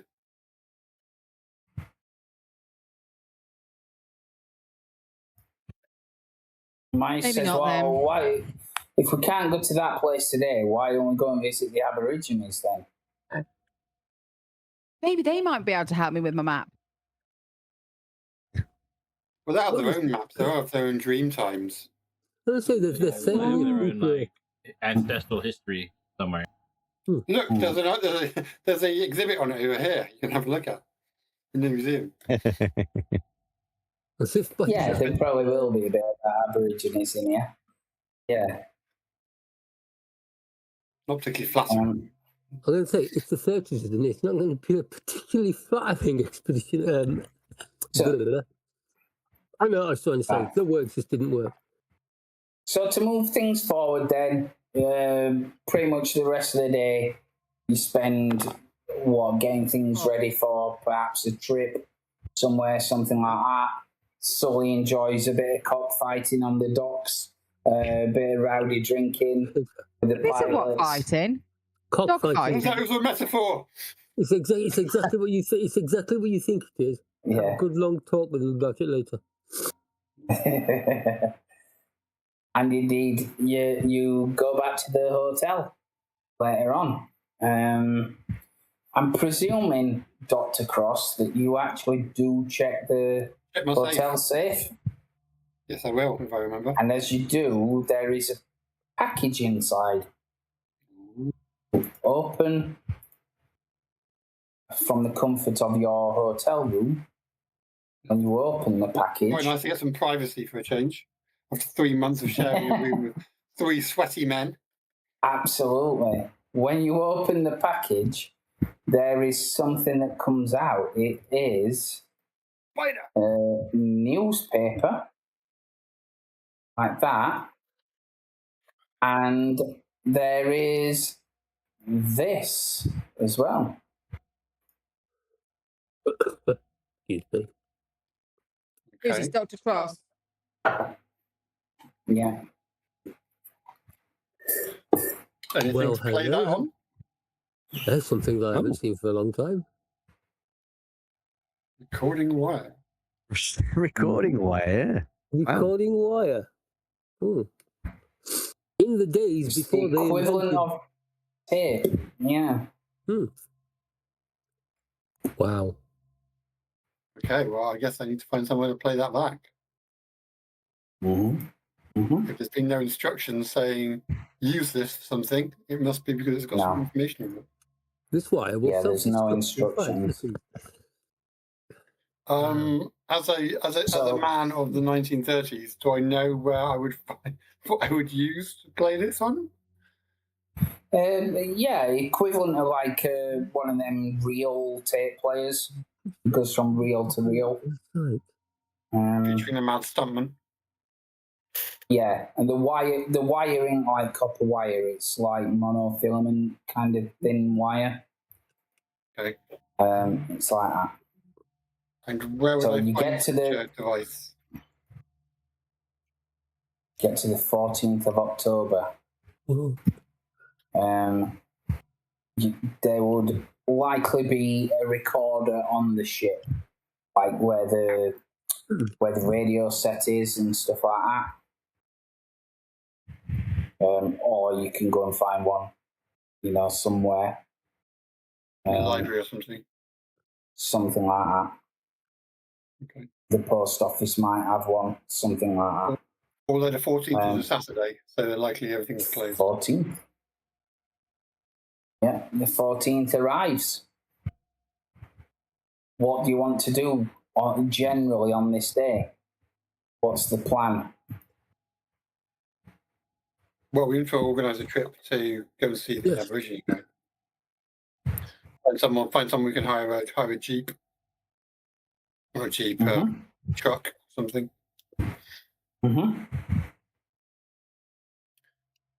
Meantime, I'm going to see if I can find somewhere to play this recording. I will try to sneak back onto the ship. Okay. Yes, it will take a stealth check. Otherwise, you're going to get caught loading supplies. And the rest of it. Dr. Cross, just a person. No, Pemmican! Yes, Doctor, the Pemmican. Come on, stealth. I will be. Whoa! Exactly. Jesus Christ! Wow. You're fine. You're fine. You've done it. Indeed. More. You don't see Starkweather here, but you do see more directing people as he is with his clipboard, and the cranes are operating and all that kind of stuff. You sneak onto the ship, go up to the boat deck, and indeed, in the radio section, there is a wire player which you can use. And I will put the tape on. I can see it. It's not Waltzing Matilda. Yes. I may also pay on the way back. Pay a trip to my friend the book lady and see if I can buy have I already bought a German to English dictionary? I remember I had back in New York. For understanding your contact. Hold on. Everybody out. All right. Clear? Okay. You'll have some interesting items in this package, along with this wire spool. I'll do what I can to fill you in. The guy who we've had reports about hanging around the Amherst Hotel and generally harassing expedition members was spotted getting on board a flight from New York to Frankfurt. His name's Otto Friedel. He also sent some sort of package or something to Cape Town, the Mexico. So got on the from that. So what? Well, there's nothing special on the surface, I didn't for him. He's a German geologist. And yes, he is linked to the Mars Minus Volcano. There's more to it. The newspaper article you've got tells propaganda from the strongest German party, German Workers' Party. Got some weird links there. Can't remember if you speak German, so I'll help you out. The headline says an agreement's been reached on our and that's the people of it. See, once we started digging, I found out that our friend Otto here is fully fledged member of the Cool Society. Or should I say was. The society sprung up just after the Great War and was promoting a holy land where the lost ancient people used to live. Ultima Thule called it. It was similar to the Cool Society had a notion German people descended from these ancient roots and they publicly added. Our friend Otto was the rank and file in that society, but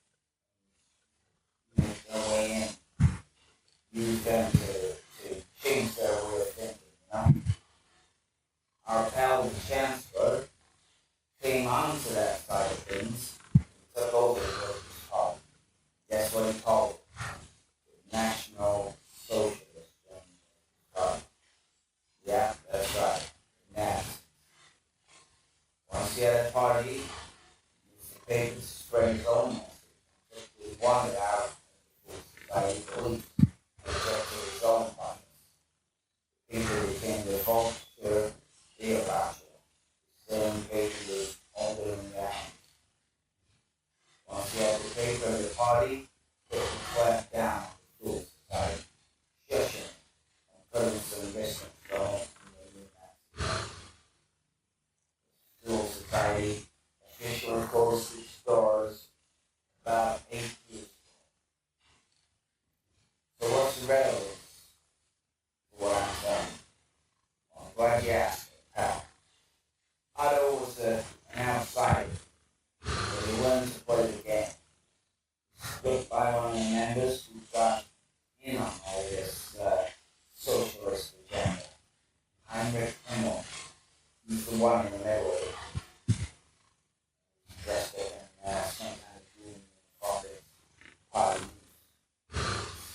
From what I can tell, it was some kind of stuff made into a private army for them. Turns out that Himmler still buys all that crap about most of the schools. About 10 months ago, Otto Schlieber goes to him. Through him, talks to Hitler. Agrees to find out evidence of this lost race and prove the Nazis are not crazy. From what I've read and found out, they weren't sure about it. But nevertheless, Otto convinces them that it's somewhere in the article. Okay? As you see from the paper, it reads, toss up the dough, privately finance the expedition. But get this, once Hitler's officially chancellor is too busy to do anything about it, Schlieber comes out and updates, telling the world that there is evidence that ultimate fool isn't necessarily further small. It's all some kind of misinterpretation of the text. He reckons the evidence that comes alive that shows maggots and particles. It holds the key particular prior to the continental drift. And the upshot is, Otto Schlieber is not only 100% with bars by the Balkan expedition, it also looks like he's the spearhead where they're looking for some kind of crazy civilization. There's no doubt going to be some interesting things happening, and there'll be more than a little interested in you and your findings. So whatever you do out there, don't trust the Germans. I've left the yapped on long enough. Time to let you go. You watch yourself.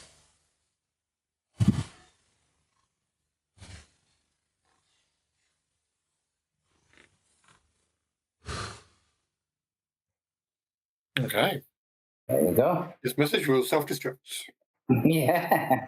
So that's what you hear in that day. So if you want to tell other people what you've heard or what you think you've heard, if you interpreted it right, or you can keep it to yourself completely. That's up to you. Regardless, it is the 14th. You can easily find there's enough people in town in Melbourne that will happily offer to give you a lift to the Aborigine station. You're kind of celebrities, so they would happily give you a lift there without having to hire anything. I don't like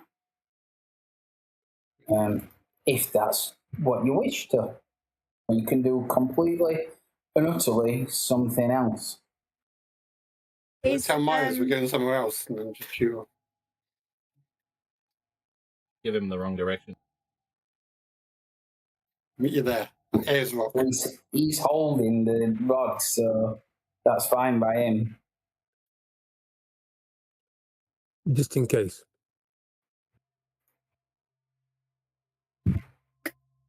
Mm-hmm. I mean, this is your thing, George. Do you want to go and see the Aborigines?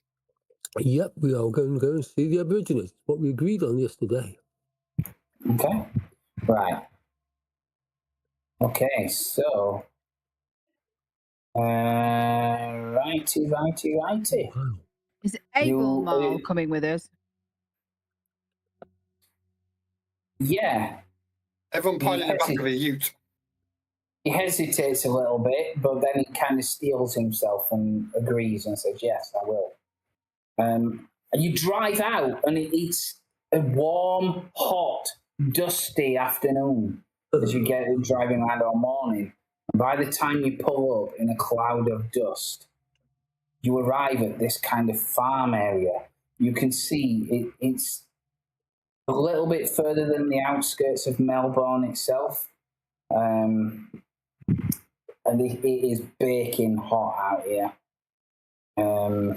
You can see a couple of Aborigines working the land, working the field, and they look at you in the distance as you kind of pull up on the path here.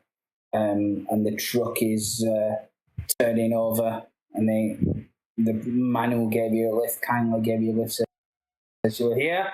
We're supposed to see something because the screen's back. Bollocks.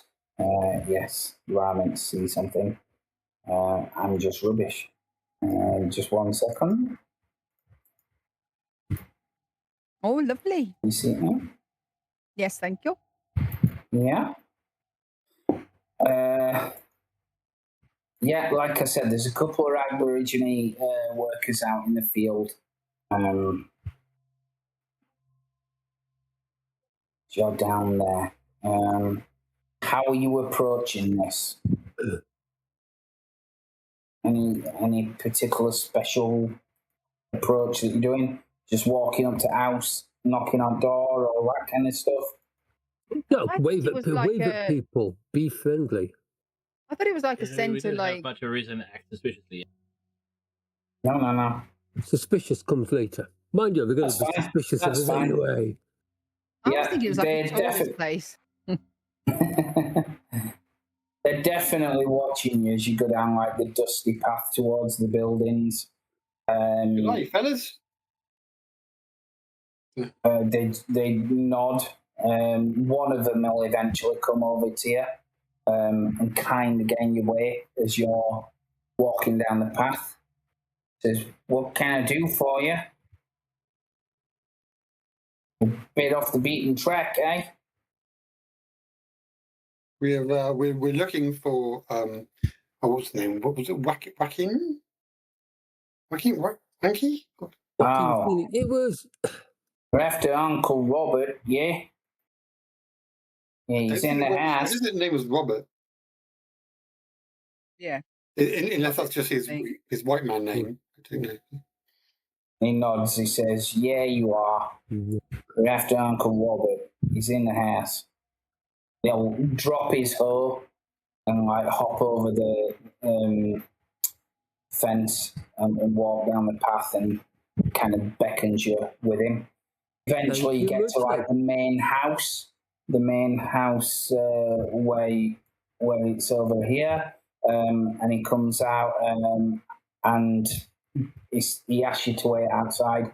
Comes out a moment or two later, and there is this guy who steps out. He's not Aboriginal, is he? It could be. I think he is. Yeah. From his eyes. Certainly his skin is not quite as dark or anything like that. Yeah. From his eyes and his nose, he looks perfectly Aboriginal. Yeah, he does. You can't see the lower part of his face because of that most resplendent moustache and beard. That's right. He looks you all up and down, and he says, "You all right? Can I help you?" I hold out my hand like a complete and utter nub. He'll wipe his own hand and then shake yours. And introduce myself as George Mason and say that I have come from the city after I was advised by someone from the city museum to come and talk to him. City museum advised you to come to me. Can't imagine what for. don't want me around there normally. I guess you better come in then, eh? What did you say your name is again? Macy. George Macy. George Macy. You can call me George. George. Well, nice to meet you, George. Come on in. We can have some tinnies or something like that. The shrimp on the barbie. Yeah, and he'll get you a drink. Whatever it is that you want. But you can see as you go in, this house is not. It's well kept, but it's not rich. They are pretty much living in poverty. You look at the field; it's virtually bare. The sun is baking down here. There's a lot of people inside that might look at you in the passageways as you go around, takes you into a private room, sits you down, says, right, you best tell me what this is that the museum want me to talk to you about. I will guessing it must be to do with my culture. Is Myers with us? Well, I hope so. Yes, absolutely. Myers. I'll motion to Myers for the pack. And I shall open the pack. Yeah. I shall take the rod out with both hands and offer it to him. Do you know anything about this? He frowns, looks at it for a moment, and he says, I'm sorry, no. I don't know anything about this. It looks like it's made out of volcanic rock or something. But on that, no.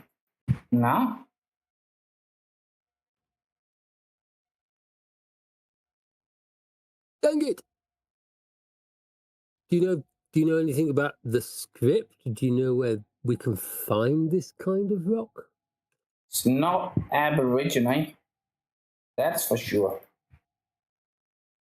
Be carving much bigger sticks than that, and he'll point to a didgeridoo in the back. Might be bothering with small sticks like that. Dang it. That's not a stick. Exactly, mate.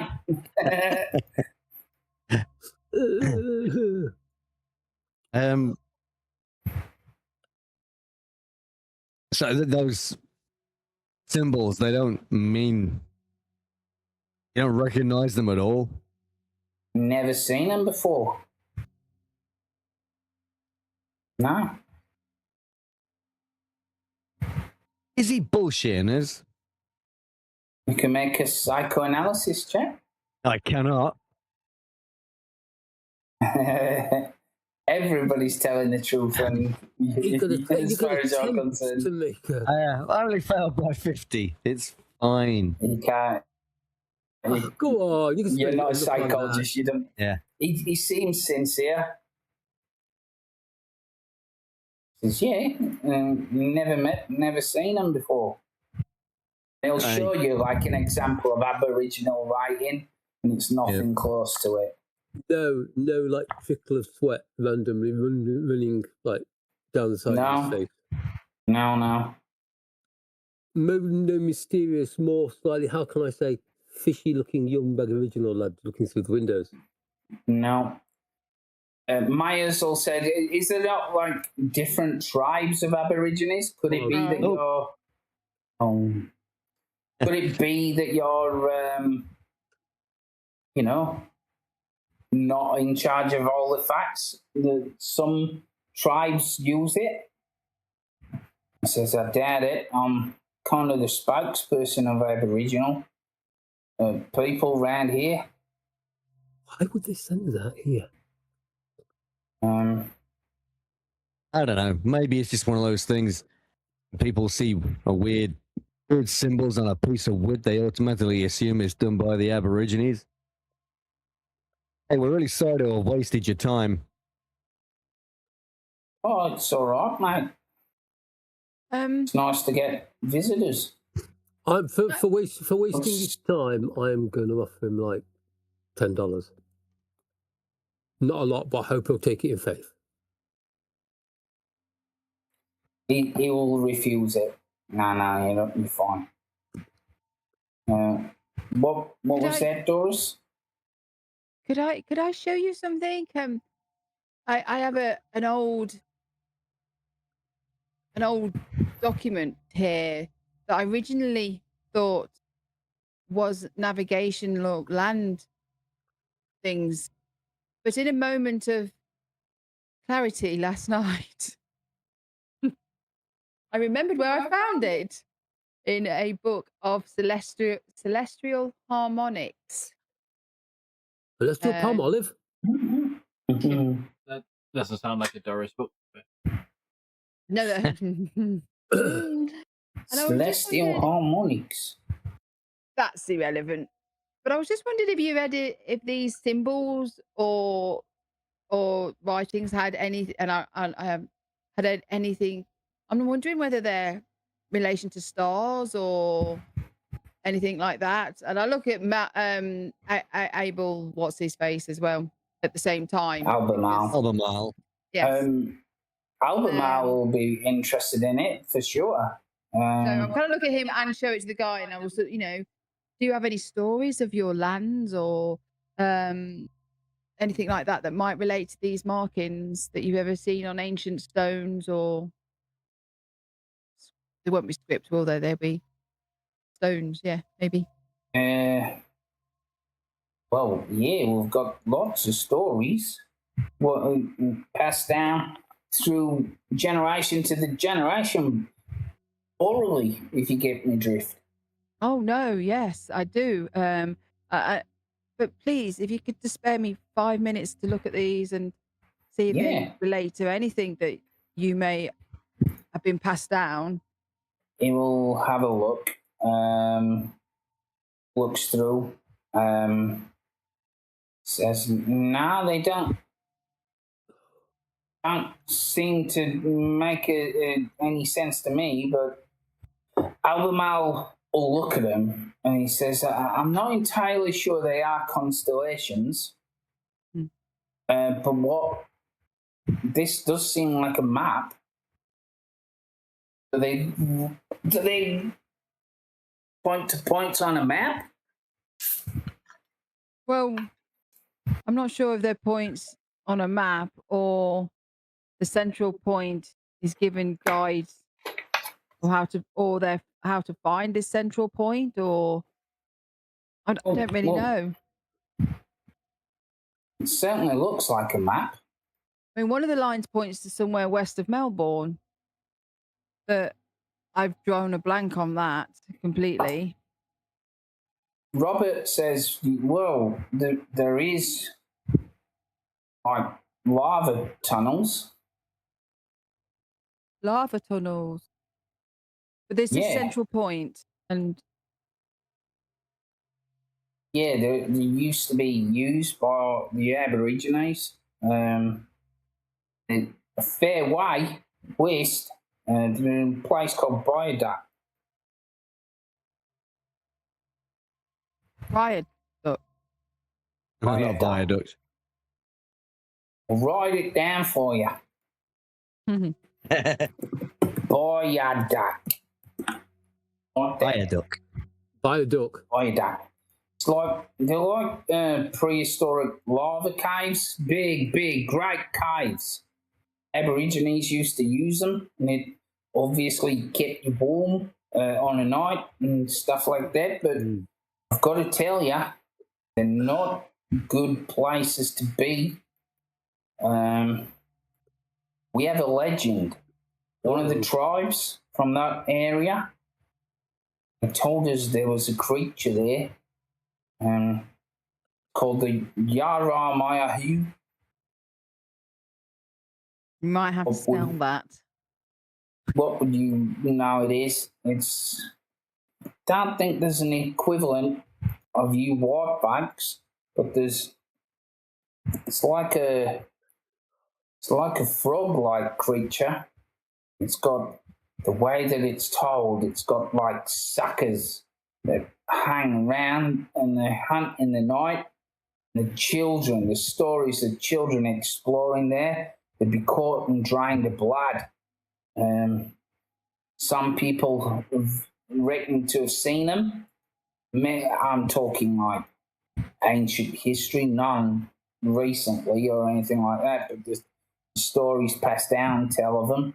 They say they would fly in the night and grab the kids. But the Aboriginal people left that area and they don't come back. They don't go down there. Where was that area? It's an old... He asks if you've got a map, which invariably you will have. Yeah. And it's pretty much the white point on the map that I showed you. It's kind of around there. How uncanny is that? Yeah. Like I said, the tribes migrated more towards Melbourne, and they didn't come back to it because of these stories. So I'm just telling you that from an Aboriginal point of view, I'd steer clear. You can see Myers' eyes lit up. Oh, God. Do you think that all these lines are lava tunnels? Albemarle said, I don't think so. I'm not walking. It looks like they're pointing to different sites. I think each one of these is another site. Site of what? Lava tunnels, historic interest from whoever drew this map. George, what's your rod made of? Well, it's a very personal question. Volcanic rock. I thought it was either basalt. It would either be basalt or obsidian. George is going to guess. George is going to guess it's basalt. I was going to guess it's basalt because it doesn't look shiny enough. Yeah. No matter how long I spend polishing it. I'll see if I can show a picture of it. Lest you forget.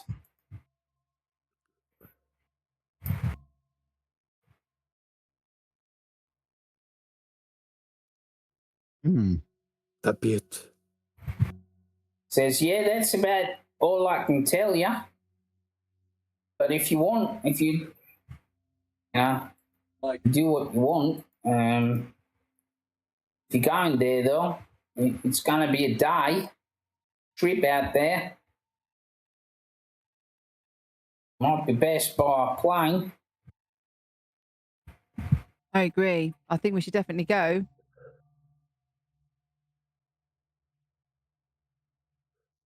Don't be there at night. Don't be there at night. It's all I'll say. If you are going. After today, we've only got a couple of days left, haven't we? We'll yeah. Quickly then. Maybe so we can get the flying doctor. We need to get out there as quickly as possible. If we fly now, we'll arrive, but it will just arrive as night falls.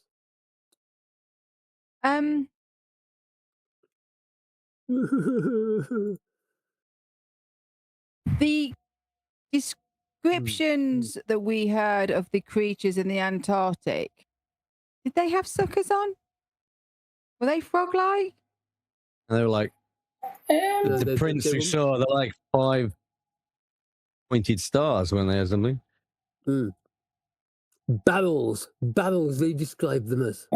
Yeah. I'll say that. With so these wings. suckers that are in your history, or, you know, this creature, on this creature, are they shaped like stars or are they round? Was any story or reference to stars or anything? You know, like star shape. Like I said, they're like frog-like things with suckers that fly.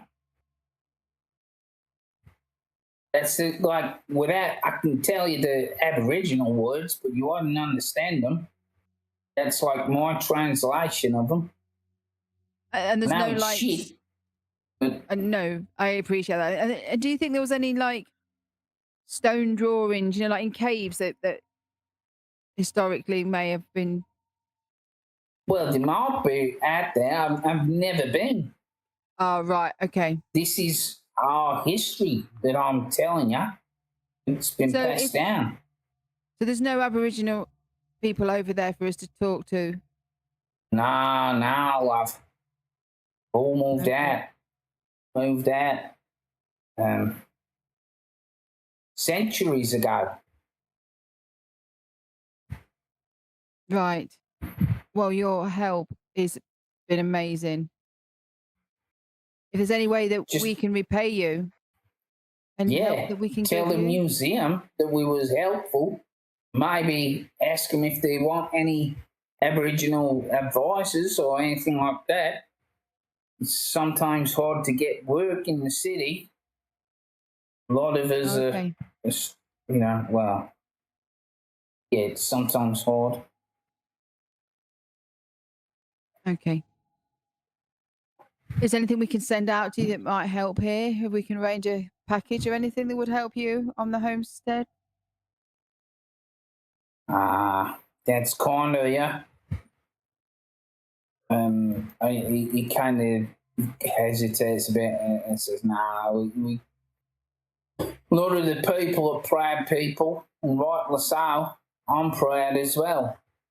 We get by, just need a fair trial, eh? These bastards don't always give it us. But sometimes taking the hand of help will help, don't always knock it back. Some people genuinely want to help. Well, that means a lot. That's just like I said, just tell people about us. Tell them we want to help. Okay. Do what we can. Thank you so much. All right. Yeah, so you pretty much not going to get much else from him. He can't tell you much more than that.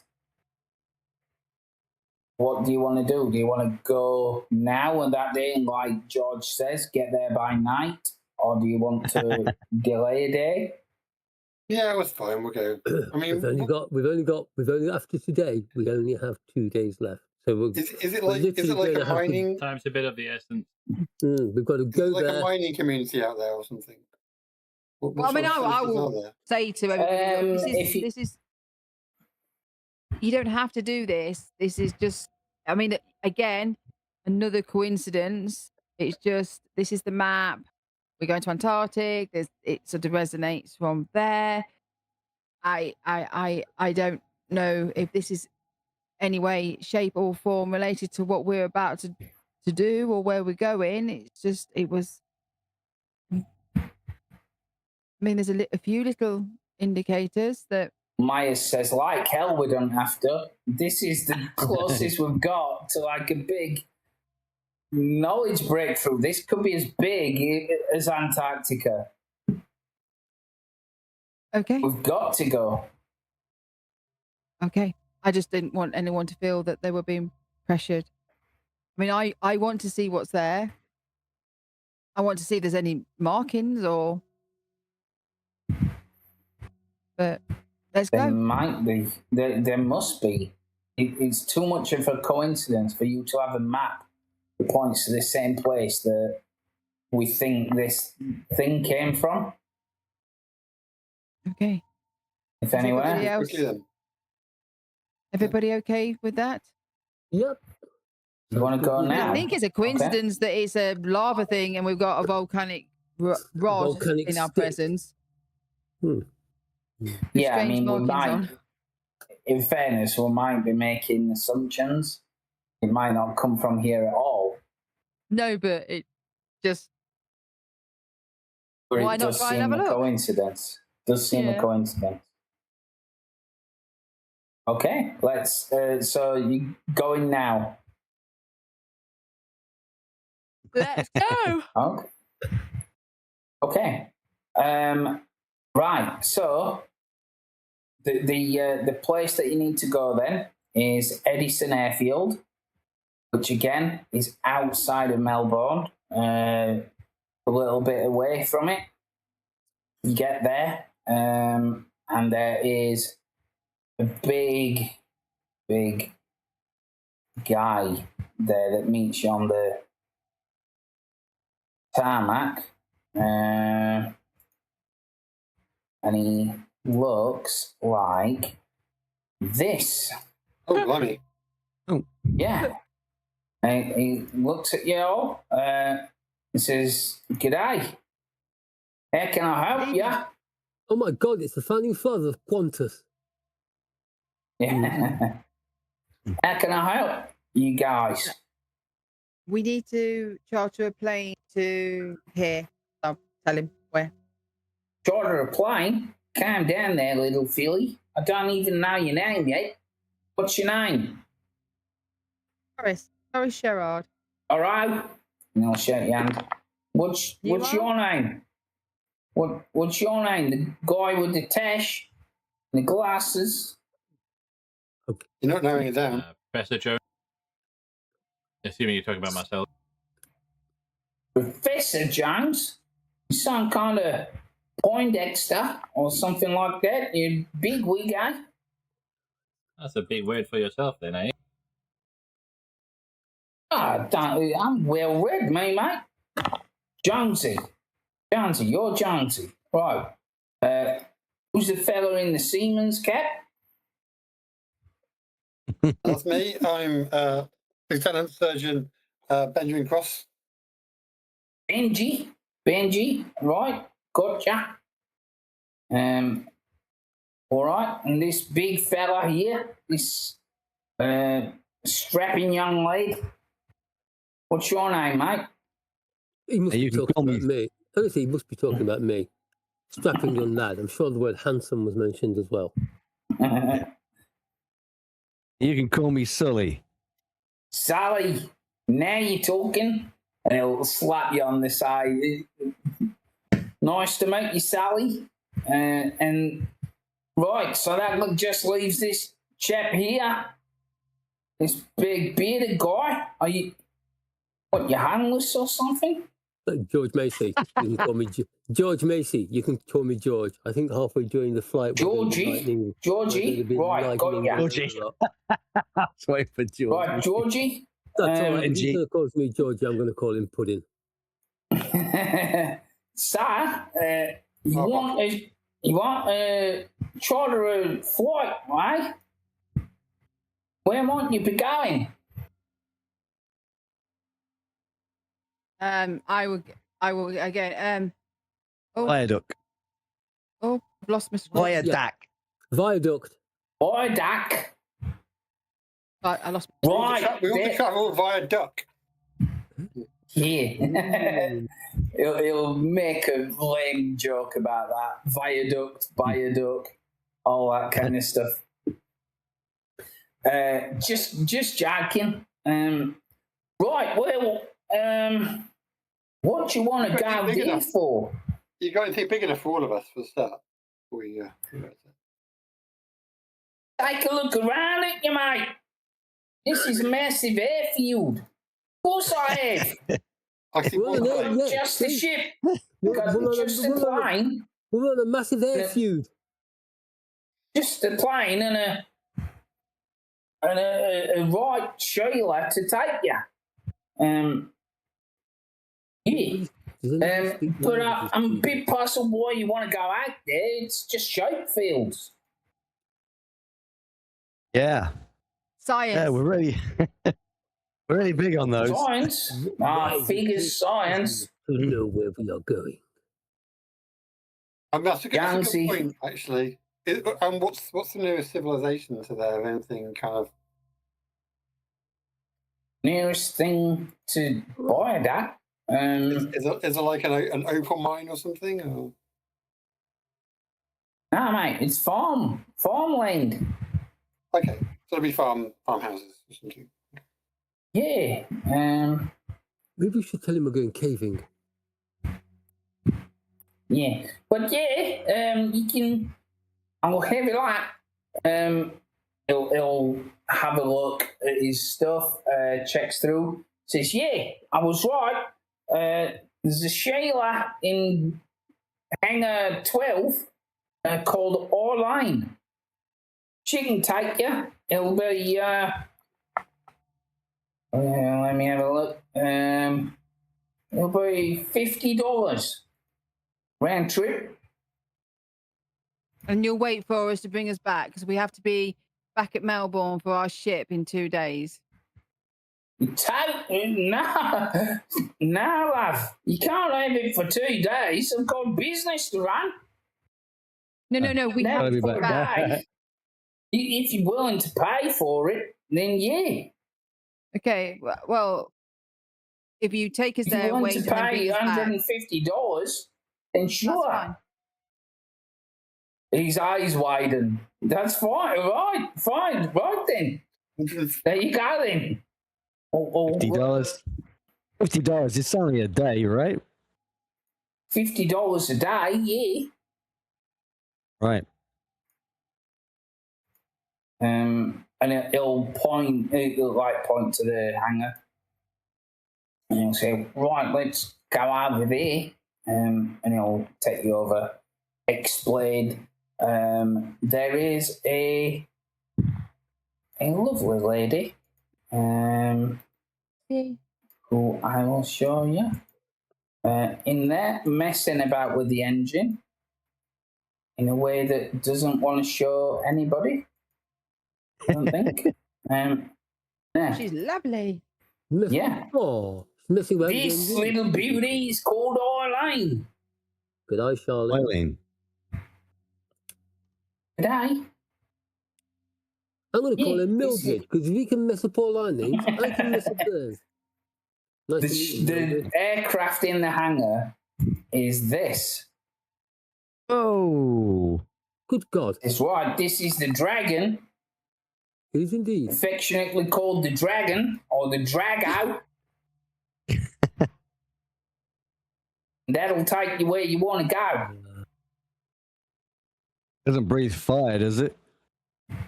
Only when it overheats.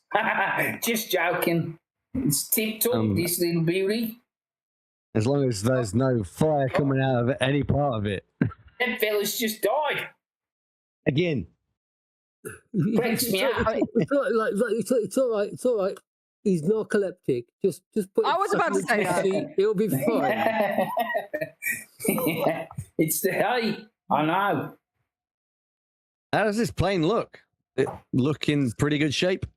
God, I'm not gonna Yeah, lie. it does. It looks really nice. Very sexy. Really, really nice plane. Looks pretty new. Back in the 30s. Yeah, Eileen says, yeah, look after it. I can take Nice.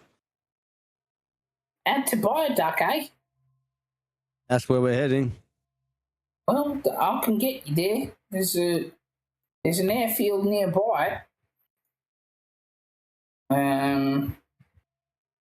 Yeah, I reckon I can get you there. Yeah, I'm just looking to see where I'll land. MacArthur. That's where it'd be. Then you'll have to get like a taxi or a car or something like that. You heard of Viaduct? Only in passing. It's the where the volcano is, right? We heard. Yeah, it's all grown over now, man. It's all prehistoric and all that. Doing a bit of sightseeing, eh?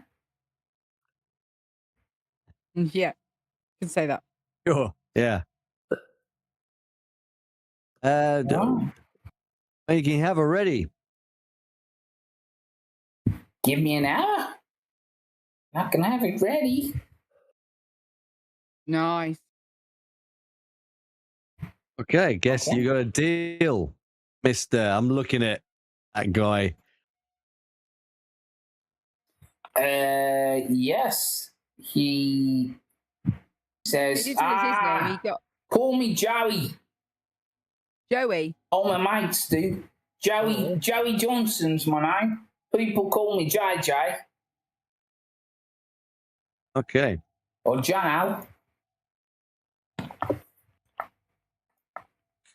A big on originality for nicknames around these parts, I see. Is there a shop nearby that we could probably go and get some flashlights or water? Yeah, well, you're provisions? outside Melbourne, so you can go back into Melbourne. Yeah. Well, while she gets an hour, I think we're going to have to go and get some provisions. Okay. Flashlights, food, water Flashlights, bottles, food, yeah. shotguns. Matches. Oh, a gun might Toilet not be a paper. bad idea. Shovel. Okay. Okay. Yeah, you can make a list of what you need for next time, and I will tell you what you can get hold of because it is Saturday, as Dr. Cross pointed out in 1933. Hey. Whose side you on pointing out it's Saturday? I mean, he pointed that out a while back, to be fair, before we decided we were going shopping. He did. He did. Yeah. So, yeah, so you can pretty much... I don't need If a gun. we can't find them in a shop, we'll borrow them off the ship. Well, exactly. That's what I was going to suggest. That you can nick some supplies. Just remember, if you fail your stealth roll, you can't go because you're stuck in pemmican. Yeah. Yeah. I mean, I don't know how much I might trust any supplies from the ship right now either. No, that's true. Yeah. So, is there anything personal or in particular you're doing beyond gathering supplies, getting ready to go? Okay. Is I Mike guess- coming with us? Yeah, he's already said that. Definitely. Oh, Yeah, yeah. Oh, think that's maybe- different. 'Cause we can, Do we tell someone where we're going? You know, Yeah, we should just in probably case. tell more where we're going. We're not trying to get out of work, honest. This is important. I mean, is this in relation to what we're doing in the Antarctic? Should we tell him? No. No. Okay, then. That's a no, then. We won't do that, then. As long as we're back by the time the ship's out. We're going for a picnic at a place called Hanging Rock. Yeah. Albemarle will get a bit nervous and says, I think maybe we should. But Myers is like, absolutely Going not. swimming with Jenny Agatha. Yeah. If you tell Moore will tell Starkweather, and Starkweather will blow his stack. We're already kind of skirting the wrath of everybody else who's been made to do shit. Hey, we did enough back in New York. And we found the saboteur. Well, this is it. This is more important than stacking a ship. And I don't think we should risk Starkweather trampling all over it. Because he's not going to take it well. Yeah, this is exactly right. Like we're basically single-handedly carrying this entire expedition, so they can wait for us for a change. I don't think they're going to wait for us. Well, that's the thing. So long as we're back. Like, oh, no one loaded food onto the ship. Yeah. He's all sat there waiting. Anyone else to do it? He's all sat there waiting for him. So, yeah. Is there anything anybody wants to take personally on the thing? Or do anything else before you set off?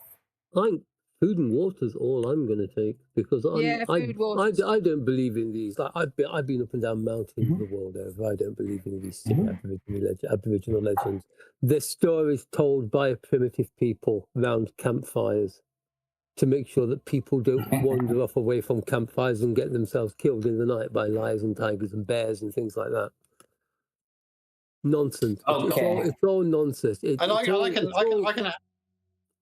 reading material. Right. I've got reading material. I'm going to get killed by I'll stars on probably fire. take supplies and then probably based on like some of the stuff that just in case it relates to the Antarctica stuff, I'll take like a little book satchel with some biology and geology material, for cross-referencing stuff. Actually, it might be worth taking. If it's like a volcano and we're talking about caves and things like that, it might be worth taking some climbing gear. Okay, so just as a reminder, when you arrive, you'll arrive at an airfield, not at the volcanic site, and you're going to have to get a lift or a car somewhere to it. So you can only practically take what you can carry.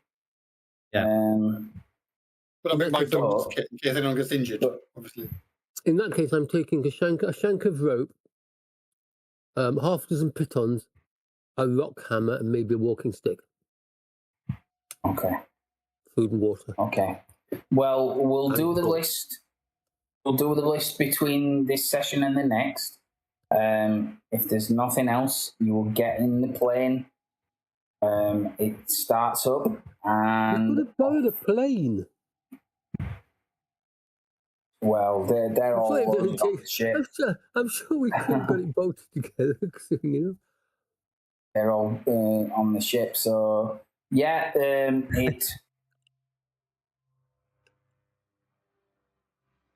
Sure, soon enough, you board on the plane. JJ, Johnny Johnson,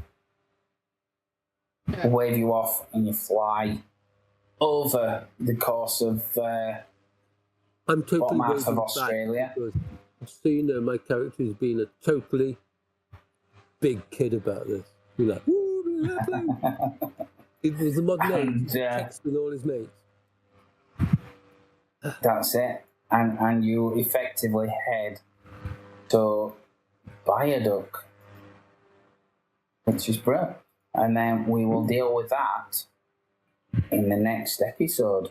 Nice. The terror of Viaduct.